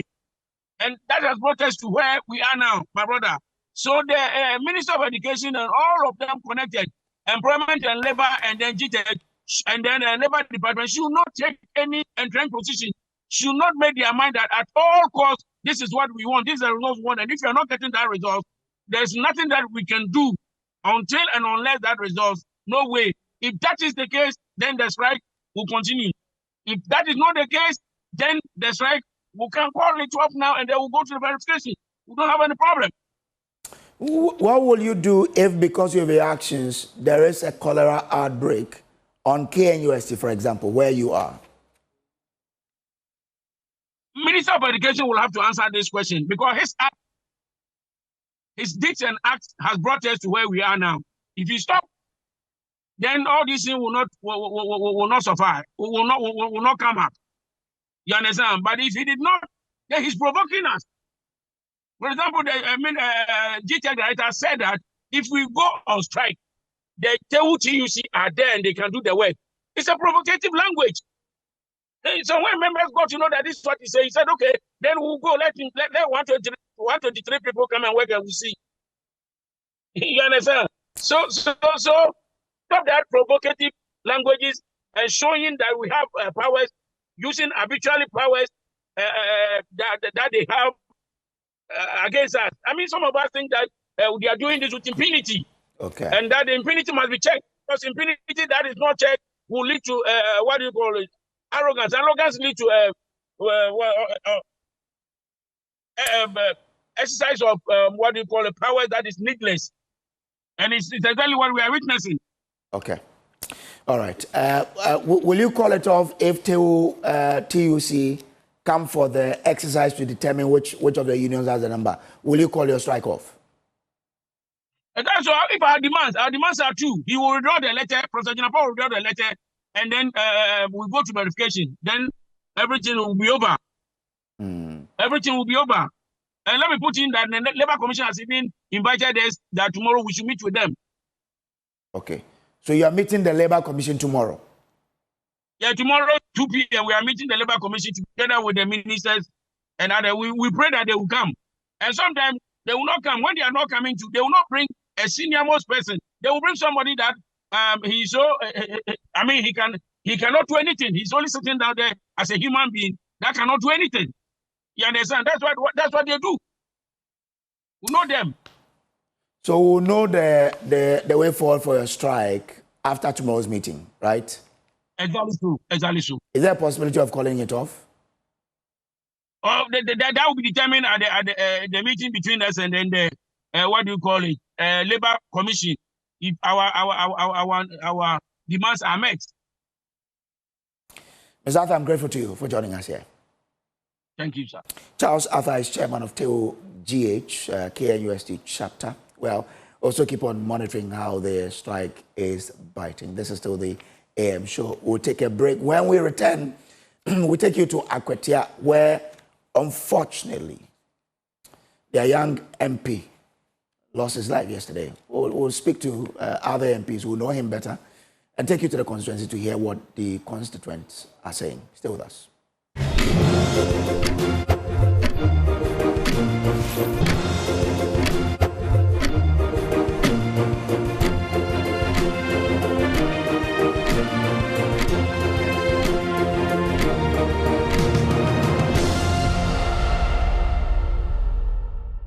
Ernest Kumi, Member of Parliament for Akwetia, hailed from Akim Wenchi and was a member of the New Patriotic Party. Born on December 5, 1984, the 41-year-old lawmaker was a Christian and a first-time MP.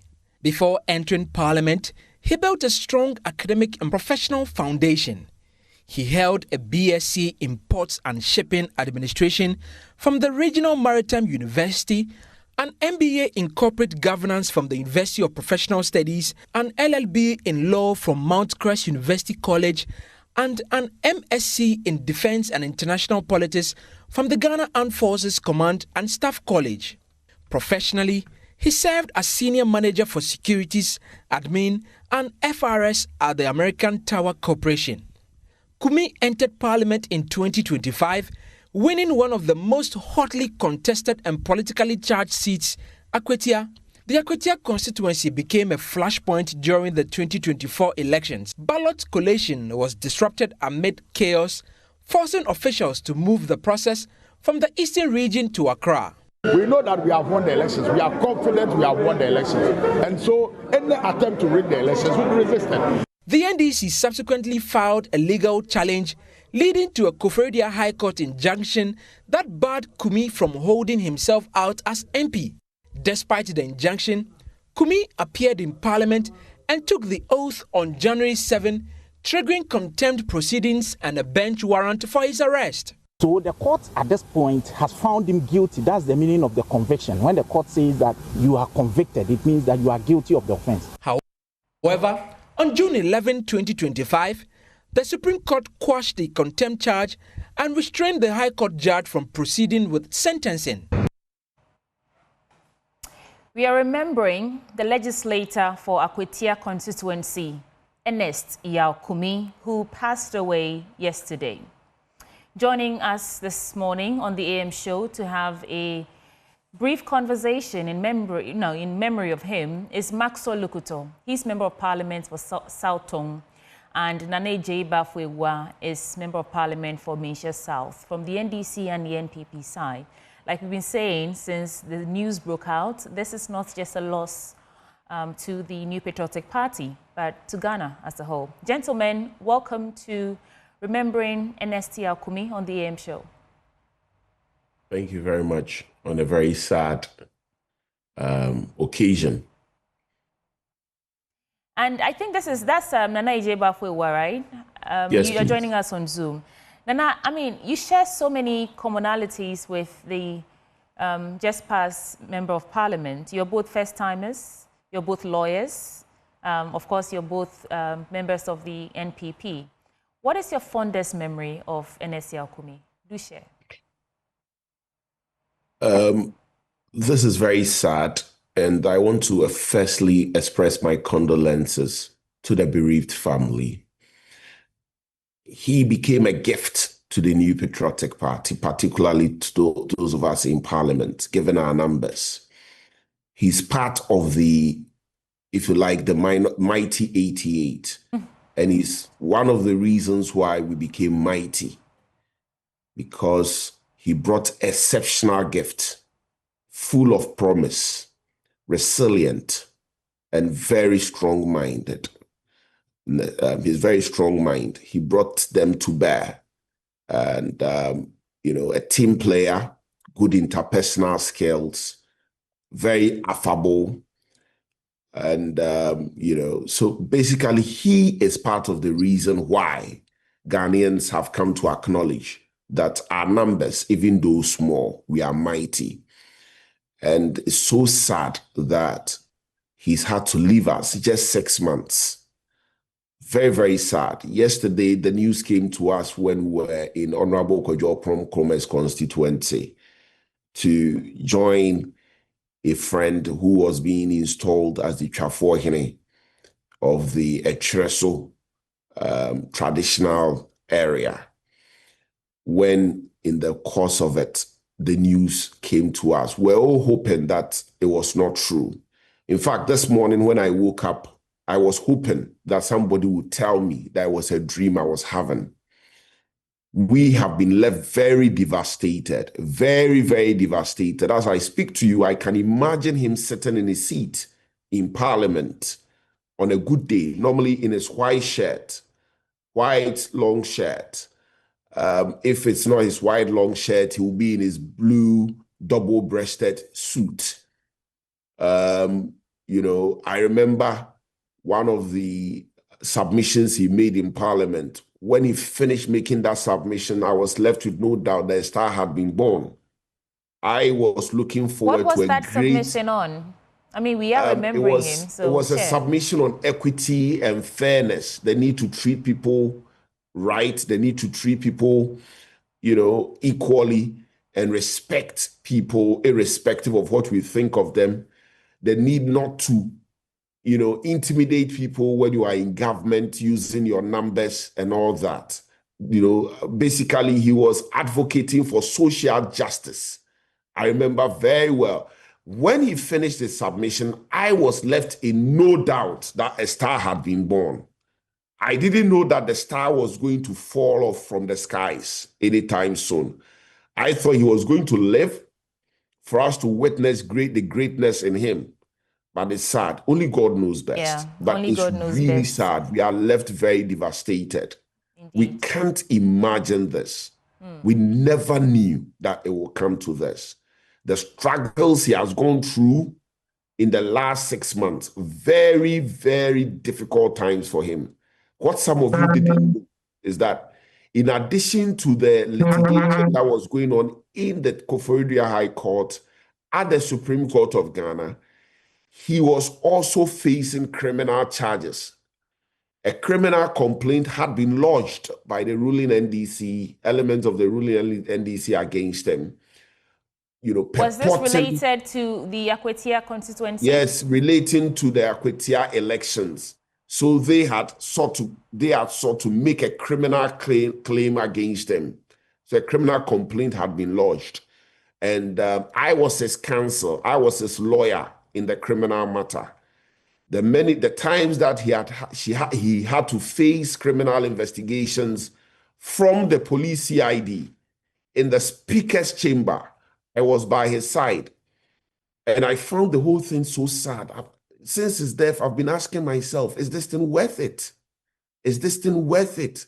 He has had to go through all this, and I can imagine when they say, what the cause of death. I mean, some of we've had information as to what possibly may have caused his death is yet to be confirmed.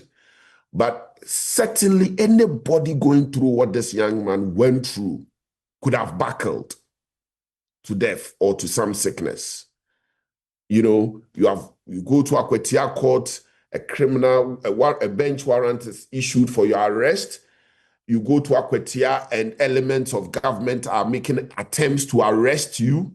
A criminal complaint is lodged. So whilst you are going to the civil court, whilst you are going to the Supreme Court to have constitutional matters determined, you are then also facing criminal charges. And at the same time, you are also writing exams to go to law school. This stirs my curiosity to want to know, what have you heard? I mean, you said that you cannot confirm, but is this related to pressure? I do know that first-timers in Parliament go under insurmountable pressure. Are you talking about something relating to that? Well, it's not, whatever I've heard, to the extent that it hasn't been confirmed, I don't think it would be appropriate for me to put it here. That's fine, yeah. But I wanted to make the connection between the pressure you said he was going under and so what you might have said that first-timers do go under a lot of pressure. So and all the other pressures he was going through to the general pressure which first-timers do go through. He was fighting for his seat in court in Koforidua. He had a judge issued an arrest warrant for him, right? In addition to that, he was fighting to set aside the arrest warrant at the Supreme Court. All right, so Naneje, whilst fighting that, yeah, he was also having to go through criminal proceedings, criminal investigations. I mean, think about it. The young man has really gone through a lot in the last 6 months. All right, so I'm saying let's hold on. I can say this because here. I was by his side as his lawyer, and it's so sad, very devastating. All right. Don't go away, please. I want to engage Maxwell Lukuto now. He's Member of Parliament for South Tongu. And Maxwell, thank you for joining us as well. I know that you were on the same committee, the Lands and Natural Resources Committee of Parliament with the late Ernest Kumi, rather. What can you tell us about his personality and the way he conducted himself as a first-timer and a member of that all-important committee in Parliament?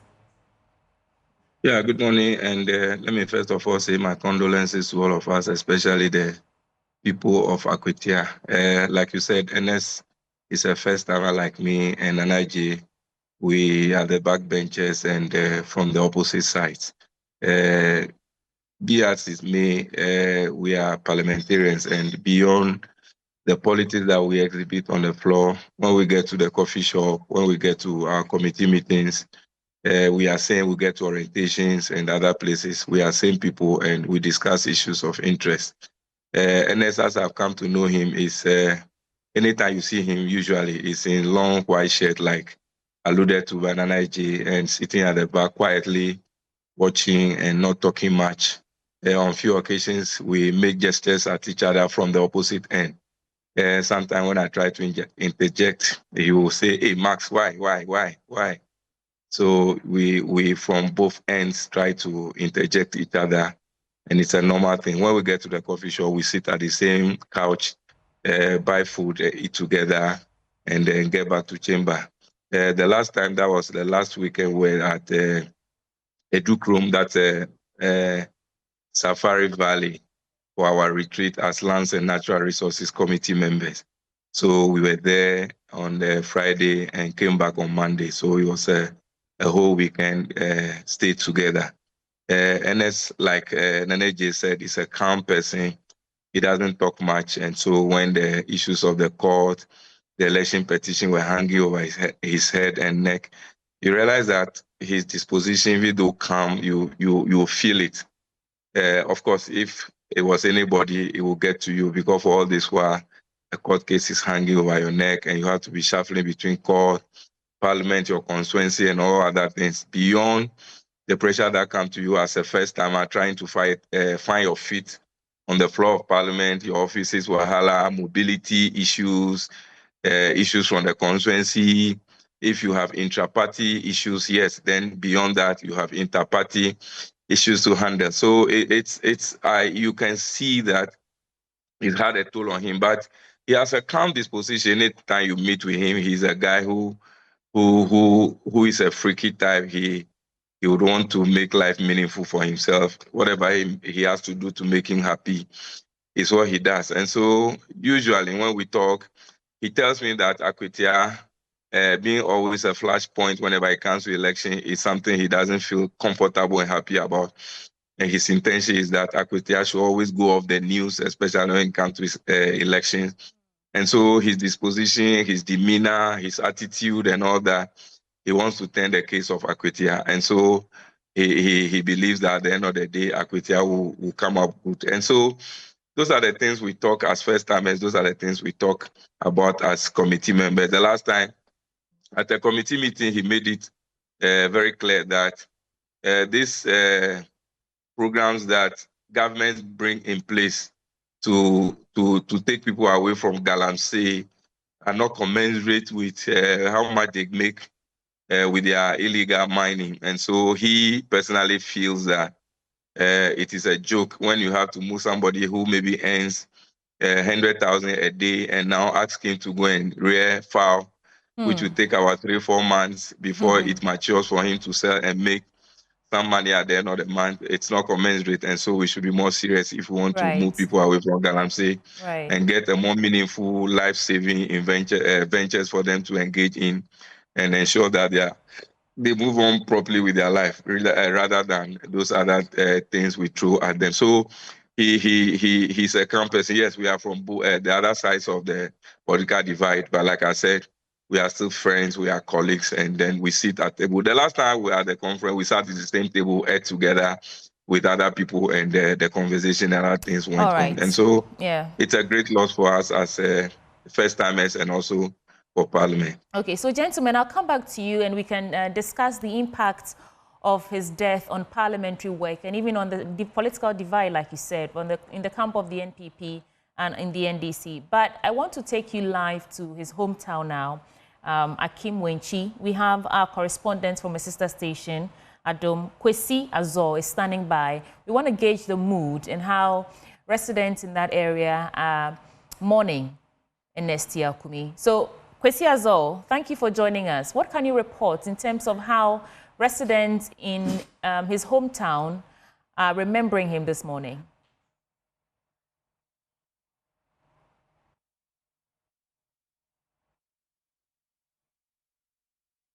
Well, like I mentioned, we are in his hometown live this morning, Akim Wenchi, and Kofi Adams is standing by. We want to bring you live visuals, sounds and sights from Wenchi and understand how his people are also remembering him this morning. So, Kofi Adams, if you can hear me, how's the atmosphere this morning?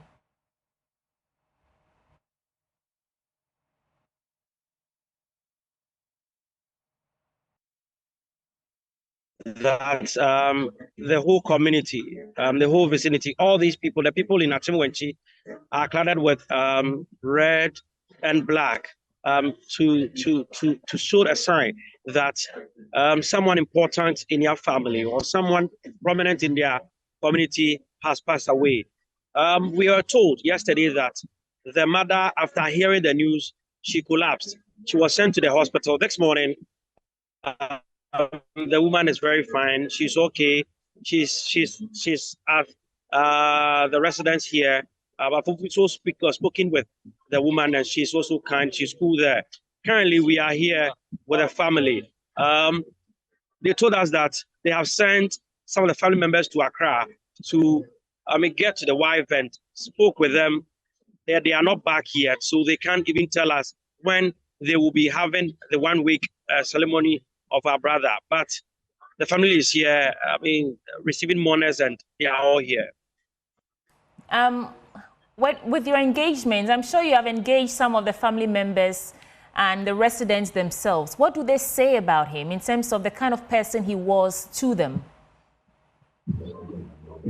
According to them, they say Ernest is a very kind person. Ernest is very, very cool. He doesn't talk much. Ernest has been helping the youth of this very community. This is a mining community. They've been mining. A lot of them don't school. Ernest has been encouraging them, paying some of them their school fees to help them, continue their education to tertiary, have their certificate, get them or secure them a job. Through his intention, a lot of them have been entering to trading, entrepreneurship, hairdressing, and so on and so forth, buying sewing machine for them. They have been saying Ernest is a very kind person. In fact, the community says they have lost a very prominent person, a leader and a philanthropist that they can't even forget about this. They are mourning Ernest Kumi in his hometown at Chimwenchi. Kofi Adams, stay with me. I'll come back to you in a bit. And let me engage Nana J. Bafwewa now. Nana, obviously, many young people have lost a sponsor. Like Kofi Adams was just telling us. But on your side, from your side as members of parliament from the NPP, what is the impact of his death on parliamentary work in terms of your strategy? You said he gave you the gift of the mighty minority. How is that going to be impacted now?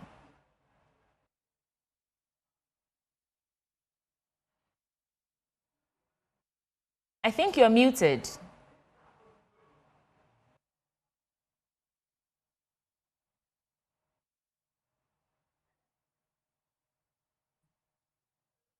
Well, I don't know if Nana Ejebafo heard me, but I want to try again. I was asking to assess the impact of his death on your side of parliament in terms of parliamentary work, in terms of your strategy as opposition or minority.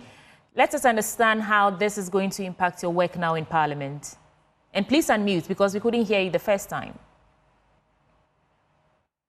Well, Maxwell Lukuto, I mean, from your side, this is not a loss to, loss of number for you, but it's also holistically a loss to parliamentary work. How exactly do you see this impacting your work as members of the Lands and Natural Resources Committee in Parliament? Yeah, unfortunately, this is how life is. When you think that today you are the only one who can make things happen, the next moment when you are not there, somebody replaces you. And so, unfortunately, this is about numbers. It's about committee work. We are not always there in full numbers. And so committee work will continue to happen. And I'm sure that the rules of engagement of the House require that after 7 days, the Clerk of Parliament has to notify the EC, and then other procedures are put into place to ensure that there's a by-election to quickly replace him. And so, of course, Parliament will move on with or without him, unfortunately. That is how it is. That's why, as people, we need to take care of ourselves. We need to take care of our health. We need to understand that we are replaceable. When you are not there, somebody else will take over from you and run the race of life. I'm sure he's done his bit. This is the end of the route for him. Parliament will continue regardless. Somebody would have to be brought in to replace him. We'll miss him dearly, and the little touch he's had on his constituents and the number of people he's touched lives, whose life he's touched, are going to miss him dearly. And even on the floor of Parliament, yesterday was gloom and a lot of grief, both from both sides of the aisle. We were all in shock, we were all in grief, especially knowing that he's not been sick, for us to know that, oh, he's been battling with any kind of illness or anything. All of a sudden, heart attack, and he's gone and all that. So it comes back to all of us to say, hey, so you cannot go in the same manner and fashion. So it will put you into thinking. It's really changed my mood since yesterday. I was driving to Parliament when I had a call. And because we belong to the same committee, the person wanted to confirm for me whether I heard something. I checked news portals and it was all over. I got to Parliament and it was true. And the announcement was made. And so Parliament had to suspend or had to adjourn yesterday, even though we had a lot of business to do. We had to adjourn till today, 2 o'clock. And so we're going back and continue with the business and pray that the most appropriate time I will go and bid him befitting farewell, and then we'll continue from there, unfortunately. So we wait for the 7 days to elapse, and then the replacement or the search for replacement will begin. I think I have Naneje Bafwe back online with me. And Naneje, I mean, we've listened to exactly. Right. So you heard my question. I want to understand how you assess the impact of the death of Ernest Kumi on your side of the House. Also, because you said that he gave you that gift of the mighty minority. How's that impacted now? I said he was a gift to us, and he contributed. Okay. He contributed to the reason why we are called the mighty minority. Right. So, to that extent, in answer to your question, I would say immeasurable. The impact is immeasurable. There's no way we can assess it. There's no way we can quantify it. It's a devastating one. And you would agree with me that even if, by the grace of God, somebody comes to replace him, what he gave us, that person would not be able to give us. We are never going to have another Ernest Kumi. So let's talk about that. What legacy do you think he leaves behind? What legacy do you think is so irreplaceable that we could get another person to step in his shoes, but it would just not be the same as Ernest Kumi? What legacy are we talking about here? He's a different person, brought to us different qualities. And in terms of legacy, he was part of a block that made it possible for us to be who we are today. And so that legacy is there for every Ghanaian to measure. He's part of a block, right? So if it was a war, then obviously he fitted somewhere as a block. And we are who we are because of his position in there. And so that is unique. He gave us love. He gave us love. You never saw Ernest argue with anybody beyond political discussions, which is, I never saw Ernest fight with anybody. I never saw Ernest bear grudge to anybody. For me, he's a great person. And acting as his lawyer, I witnessed him firsthand. And for me, in my view, it's a very significant loss. Yeah. Nana, do you think that this calls for more, support for first-timers in Parliament? Do you think there's a need for us to review how much support we give them in terms of mental health, even in terms of resources? Let's talk about that. Do you think there's a need for us to have that conversation? I wouldn't want us to reduce this into support or the lack of it, because if you say that, it may seem as though that is the reason for his demise. And so I wouldn't want us to take the discussion there, because if we are not careful, the next moment people might think that he's checked out, unfortunately or sadly, because he's a first-timer. Let's not reduce the discussion in that regard. All right. Well, we have some time for you. Was going through. We shouldn't lose sight of what he was going through, which is an exceptional case. Parliament entirely needs support, not just first-timers. And that is a different discussion we can have. True. But he, in particular, was going through a lot. We have some time for your final words on this. You can have it now. I wish his family, God's love, God's protection, God's mercies, God being the father of an orphan, God being the husband of a widow. He should take over his family. Should take over his family. That is all I'm saying. God being the keeper of people should keep the minority group and continue to strengthen us in this difficult time. Bind us together in this difficult time. I pray that God keeps the nation. God keeps the nation and sees us through and help us reduce the politics of acrimony, politics of vindictiveness. It's not necessary. If our common goal is to develop this country, then why the acrimony? The moment there's acrimony, then it's politics of self-centeredness. It's politics of self-centeredness. But it is not about us. It is about Ghana. It's about the future generations that are yet to be born. Right. That should be focus. All right. Thank you so much, Nana Ijeba for Iwa. And let me take final words from Maxwell Lukuto now. Nana Ijeba is Member of Parliament for Misha South. Maxwell Lukuto, thank you for your patience. And what would be your final words to us? Yeah, so as young people, let's take good care of ourselves. Of course, we need to fight when there's a need for it to fight. And we need to remain calm under pressure. That is not to say that he succumbed to pressure, but I believe that the things that he was going through personally as an individual, beyond him being a first-timer, might also contribute to some of the things that we are hearing. There may be underlying factors. We are not too sure exactly what is the cause, but I believe that we have something to fight for.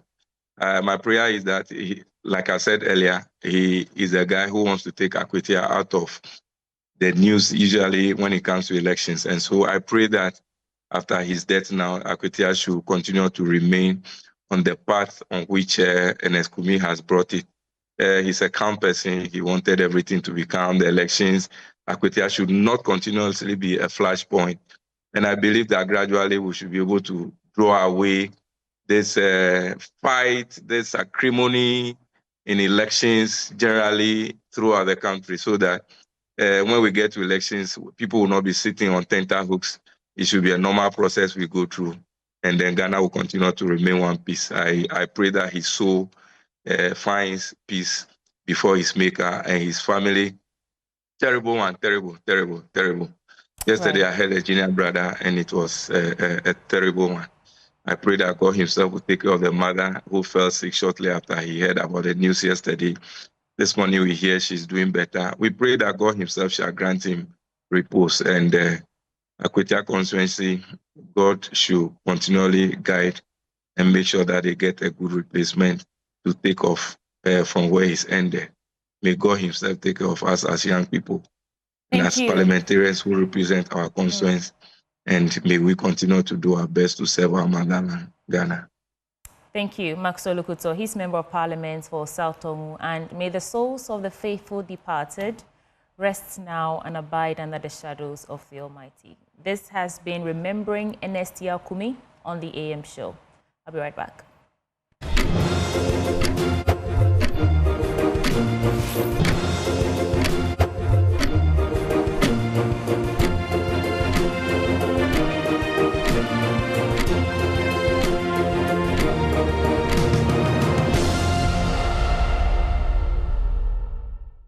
Are you looking to do things differently to level up your skills and get ahead in this challenging job market? Statistics show that it's tough out here for university graduates, with only a handful landing jobs immediately after school. And doing things differently is what the Design and Technology Institute is all about. DTI offers programs ranging from precision welding and fabrication, design innovation, which includes graphic design, sound engineering, animation, photography, etc., and entrepreneurship. Our programs are internationally recognized by the American Welding Society, Pearson BTech, and CTVET, which means you can either shine right here in Ghana or anywhere else in the world. So if you're ready to do things differently and chart your path, check out DTI. Visit dtiafrica.com/admission or simply call 054-169-3534 for more information. Another important information you should take note of. Are you looking for a home in a prime location? Nesta's Home has got you covered.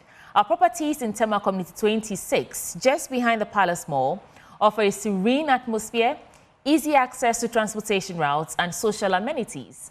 Off-plan prices start at $35,000. Contact us on these numbers for more.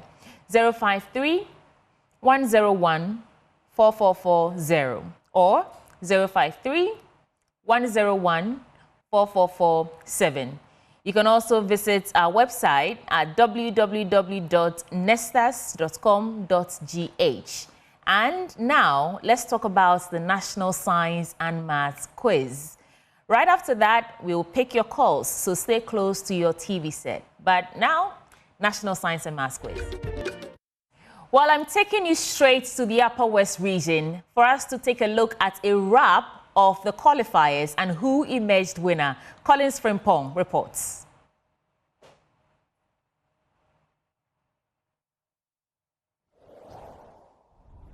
City, good morning and welcome to the Upper West region, where yesterday we had all the contests which happened, and we had 5 schools qualifying for the national championship as well as qualifying for the zonal championship as well. When you come here, we had a first contest which involved two times national finalist St. Francis Xavier Junior Seminary Senior High School, who in 2012 and also in 2014 they made it to the finals. And also in the last 10 years they had also qualified to the quarterfinals before, and they have not progressed beyond the quarterfinals before. I'm referring to St. Francis Xavier Junior Seminary School. And yesterday they were in the first contest and they qualified with 22 points. People were expecting them, even the contestants themselves were expecting over 40 points, but they couldn't even get 30. So it was quite disappointment for them for amassing just 22 points. But who cares? They have made it for the national championship once again, as well as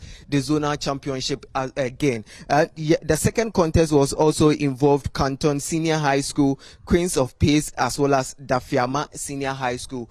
Canton Senior High School are from the Tumu. I know Fento Tahiru Fento, who is the head of sports for multimedia, Joy Sports, his alma mater. They also have returned to the national championship once again. If you recall, in 2021, Canton Senior High School made it to the quarterfinal for the first time, and they were awarded with the best school from the best school from a deprived community. 2024, they missed out on the national championship, but this time around, they have returned to the national stage again after they amassed 41 points over there. And they lost last year by a margin, and the contestant says that they are ready to fight for a place in the semi-final and even go all the way to win the title in October. And they are sending a clear warning signal to the big schools that they are not afraid of anyone. We had a third contest which was a very tough one indeed. In that particular contest, we had two schools qualifying for the national championship as well as the zonal championship, and that's Nandon Senior High School, who they had 49 points, and also had Laura Senior High School, which they also amassed 44 points over there. And it wasn't an easy contest. It was just blow for blow in that particular contest from round 1 throughout to round 4, but both of them qualified. But the Laura people says even though they qualified, they had issues with the bell, but they are hoping that as would they have gained the experience this time around, going into the national championship as well as the zonal championship, and in a week time, they will be able to they will familiarize themselves with the bell and also amass great points and hoping to win the national championship. Last year they were in the same group with Nandom, and Nandom won that particular contest with just a point. Nandom had 30 points and Laura Senior High School had 29 points. So that particular contest was just not a contest but a rivalry.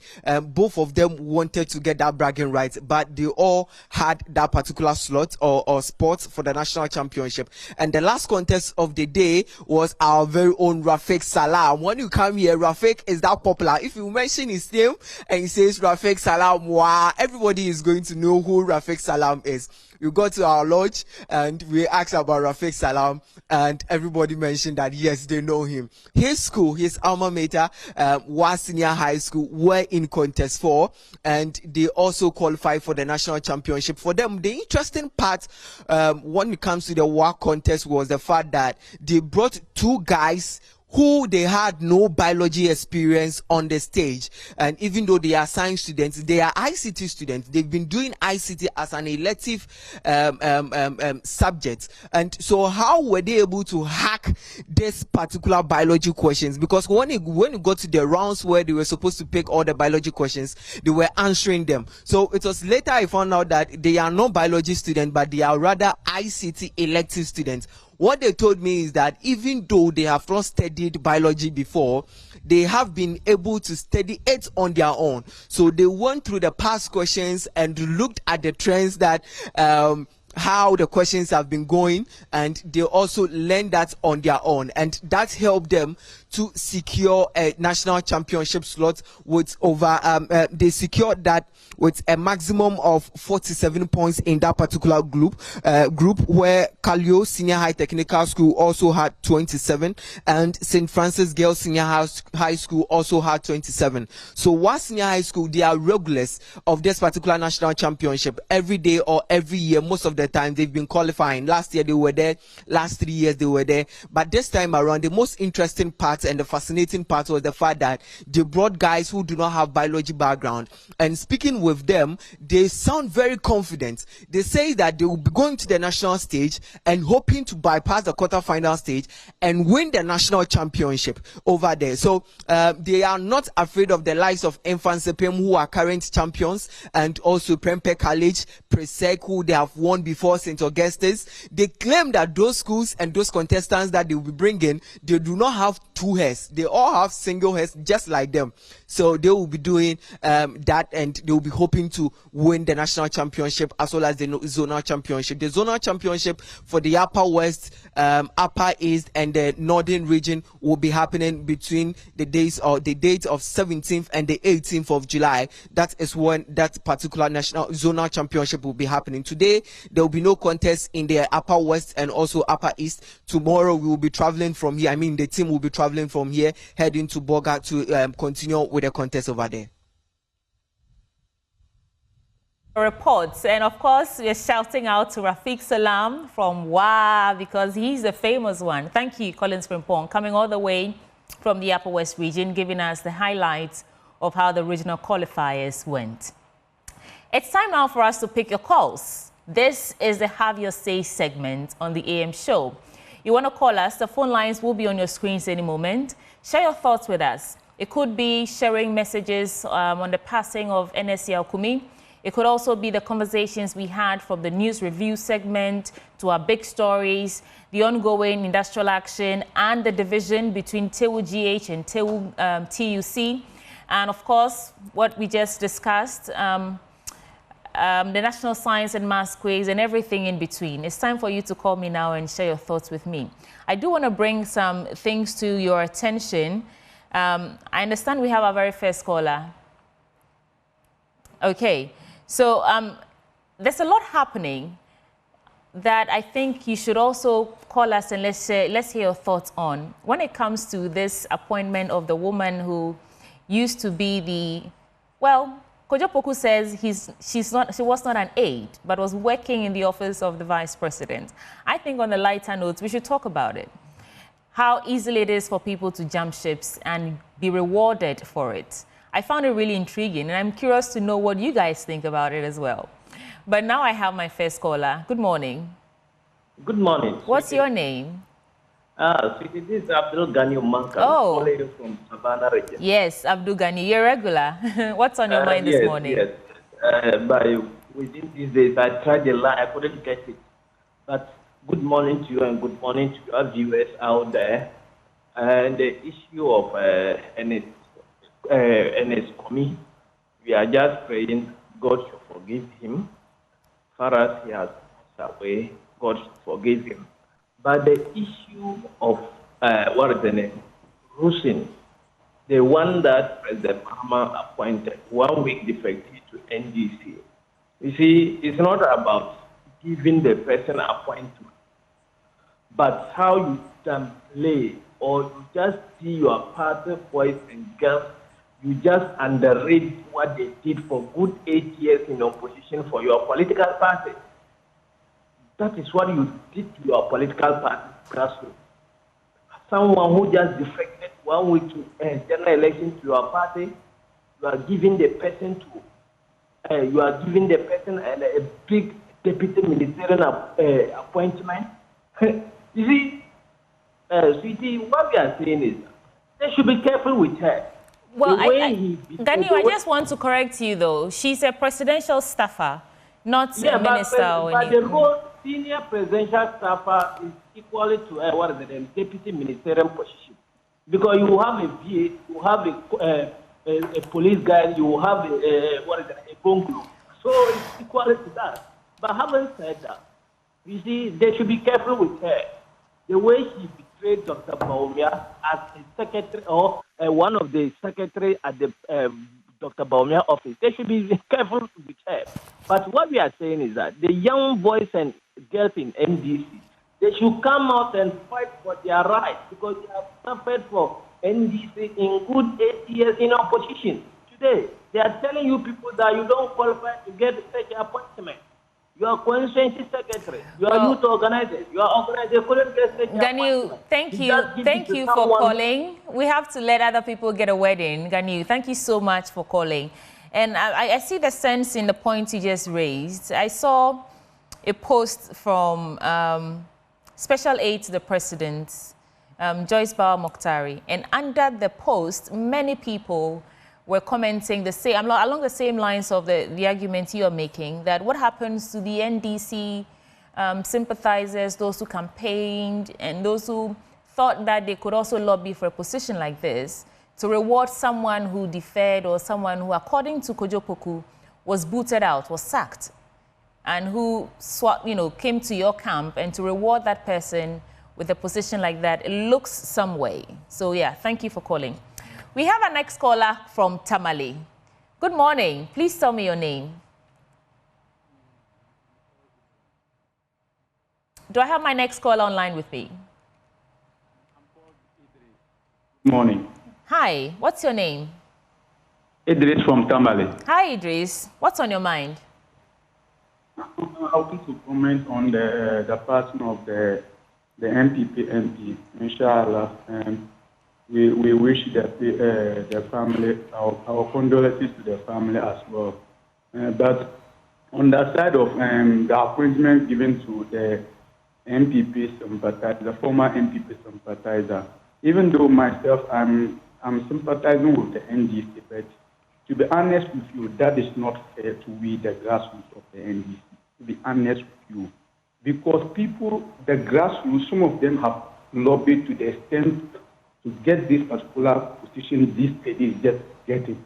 You are sending a signal that for you to be recognized, you have to also defer from your party to another party, and that is dangerous to the country. We shouldn't be doing that. Someone who just deferred from another party to your party, you just simply trust it straightforward. Trust it straightforward. What about the betrayer? You have to give the person time to really observe the person to see whether the person means what the decision she has taken to join your party. People have been there, unlike my brother said, for 8 good years, fighting, contributing for the party, for the cause of the party. Now the party, they are still in the house struggling. A lot of people are still struggling. Then you just recognize such a person. We were also calling on President Mahama to even change the Mineral Commission board director. That same thing hasn't happened. Is it because the person who was also sponsoring a party which we don't know? At least everyone is a Ghanaian, but let's observe people. Let's give the right where the right is due, because anything I do, they'll call me NP. Now, but when it comes to the benefit, I don't benefit. Right. Well, Idris, thank you for thank you too for calling. Thank you for calling to share your thoughts on this as well. There are so many other things we've discussed this morning. Let's not limit ourselves to just that appointment. And of course, I see that you all, first of all, share your sympathetic messages and condolences with the family of Ernest Kumi. But I think I have time for 2 more callers. Who's that going to be? But while I wait for my call, I want to tell you about Syntex tanks. Because you know the real secret to real water storage is simple. If your tank doesn't have the tortoise on it, then it's not the correct tank. That's right, I said it. The tortoise tank, Syntex tank, is a champion of water tanks. It is strong and durable and built to handle our Ghanaian weather. So whether rain or shine, Syntex tank has got your back. So my people, go outside and check your tank. And if it doesn't have the tortoise on it, it's time to upgrade. Join the Syntex tank family today and enjoy water storage that's tough like a tortoise. Call this number, 0244 335 168 to either buy one now or find one of 400 agents nationwide. You can also shop online at syntexgh.com. Syntex tank is strong, is tough. Ghana Meteo has warned us to brace ourselves for some really cold weather approaching. I said to myself, Abruchia Bagana, but of course, it's important that you take this caution seriously and wear protective clothes. Don't go about thinking the sun is out and so you're going to wear skimpy clothes. They say This is something we've not seen before. It's going to get really cold. I do wonder if it's going to snow. That would be a day. I have Razak from Tamale online. Razak, make a change. Oh, I think I lost Razak just when I was about to flex my two-word Hausa. Well, so we should be wrapping up the AM show, but my producers are kind enough to let us get one more call. Who is that going to be? You? Call me now. The number is on your screen, 0302-211-691, and have your say. The AM show is hosted by Samuel Kojo Brace and yours truly, Sweetie Abochi. Coming up next is... Okay, Amidu, looks like you're the lucky guy. Get your wedding, Amidu. Yes, let me use this opportunity to extend... Yes, let me use this opportunity to extend my condolence to the family of the bereaved. Indeed, it is a great loss to the nation and the family at large. Go ahead, Amidu. Yes, what I want to comment on.